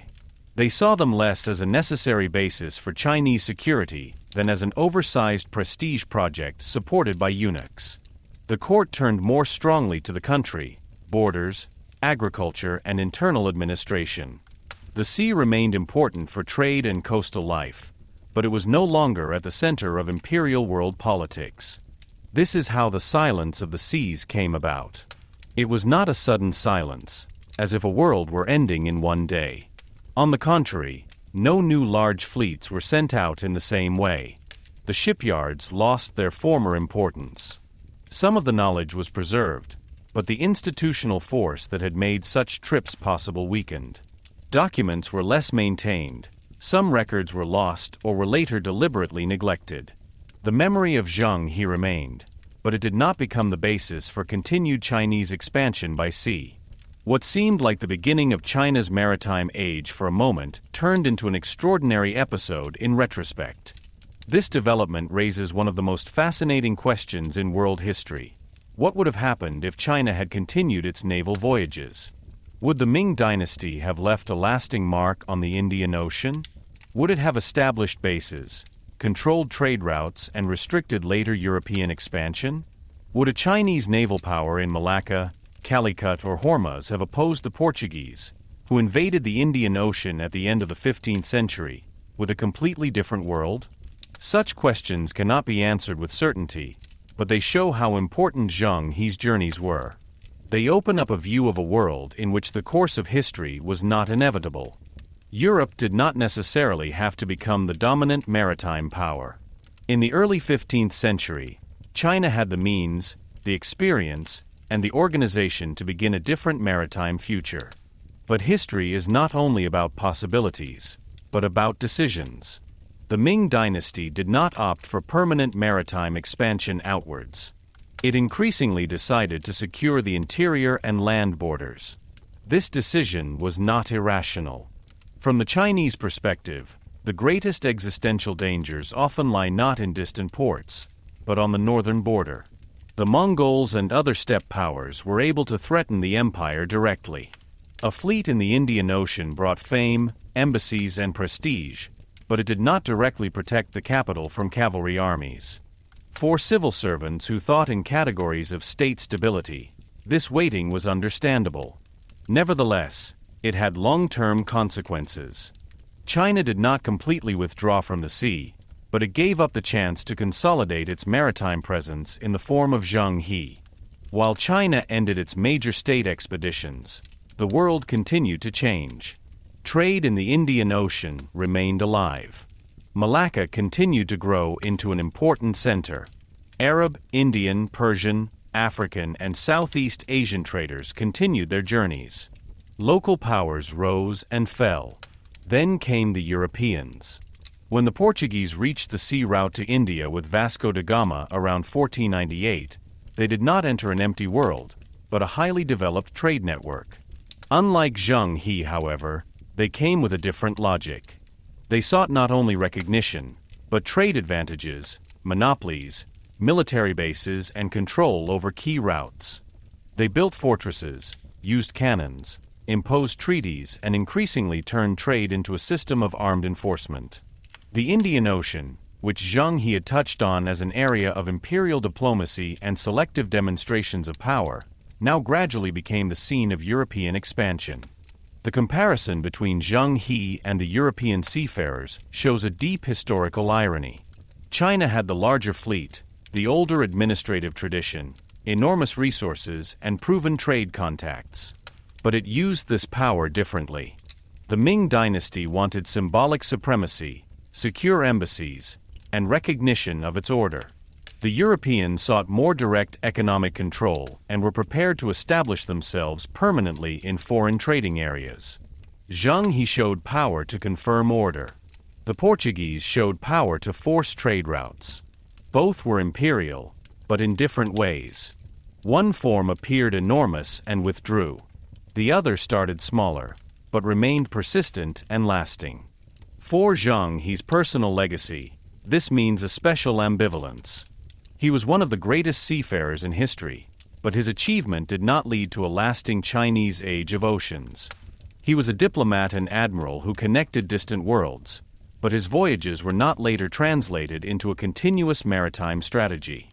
He proved what was possible, but it was precisely this possibility that remained unfinished. Maybe that's what makes him so fascinating. Zheng He stands not only for greatness, but also for a missed opportunity. His fleet is a symbol of power, but also of the transience of political visions. It shows that even the largest projects can disappear if the will to carry them expires. The silence of the seas was also a silence about memory. Many details of the journeys have only been handed down in fragments. Some figures are disputed, some reports difficult to interpret, some later embellishments can hardly be separated from established facts. It was precisely because of this that Zheng He became a figure onto whom different times could project their own ideas. For some, it is a symbol of peaceful encounters between cultures. For others, he stands for forgotten Chinese world power. Still others see him as the representative of an imperial order that knew power and coercion, as well as diplomacy and trade. All these interpretations take up some truth, but none alone is enough. Zheng He was not an easy hero. He was a man of the emperor. Its greatness arose within a system that knew violence, hierarchy, and subordination. He brought gifts, but also weapons. He connected cultures, but in the name of an empire that saw itself as the center. He fought pirates and created security, but he also intervened in local power relations. It is precisely these contradictions that make him historically interesting both personally and politically. Anyone who sees him only as a peaceful explorer misjudges the toughness of his mission. Those who see him only as an imperial enforcer misjudge the connections that his journeys created. Zheng He was both not complete and both at the same time. In the end, the image of the ships returning to China remains. Their sails disappear on the horizon, the foreign envoys travel to the court, the goods are unloaded, the animals are admired, the reports are read out. For a moment, the world seems to converge in the emperor's palace. But then the ships will no longer be sent out to the same extent. The ports wait in vain for the reappearance of the mighty fleet. Merchants still talk about it, rulers remember its power, but the sea itself returns to its old rhythms. Monsoon winds continue to blow, goods continue to change hands, new powers emerge. Zheng He's fleet becomes a memory. The silence of the seas is therefore not the end of trade, the end of seafaring, and the end of the encounter between cultures. It is the end of a certain Chinese dream, the dream of visibly integrating the known world into an order of the Ming court through an imperial fleet. This dream was big, magnificent, contradictory, and short. He brought China as far as Africa, he shook pirates and rulers, he opened diplomatic channels and showed a maritime possibility that was later not pursued. In this possibility lies his lasting strength. When we look at Zheng He today, we don't just see an admiral. We see the question of how history would have gone if different decisions had been made. We see that power does not always end where it should end technically or economically, but where political ideas find their limits. The Ming Dynasty was able to reach the seas. She was able to impress them. She was able to sort them out for a moment. but she decided against dominating them permanently. So Zheng He's fleet remained a tremendous glow at the beginning of the 15th century, a glow that shone far across the Indian Ocean and then slowly faded. And perhaps this is precisely the real tragedy and beauty of this story. Zheng He showed that the world was deeply connected even before the European age of expansion. He showed that China could be a maritime power with a global reach. He showed that trade, diplomacy, and war on the seas were inextricably intertwined. But his work remained a moment, not a permanent system. The seas, once filled with the sound of Chinese drums, the shouts of sailors, and the creaking of treasure ships, became quiet again. Not because they were empty, but because a great voice fell silent. The world drove on. Zheng He, however, remained as a reminder of a moment when China touched the horizon and then decided to look back instead of going further out.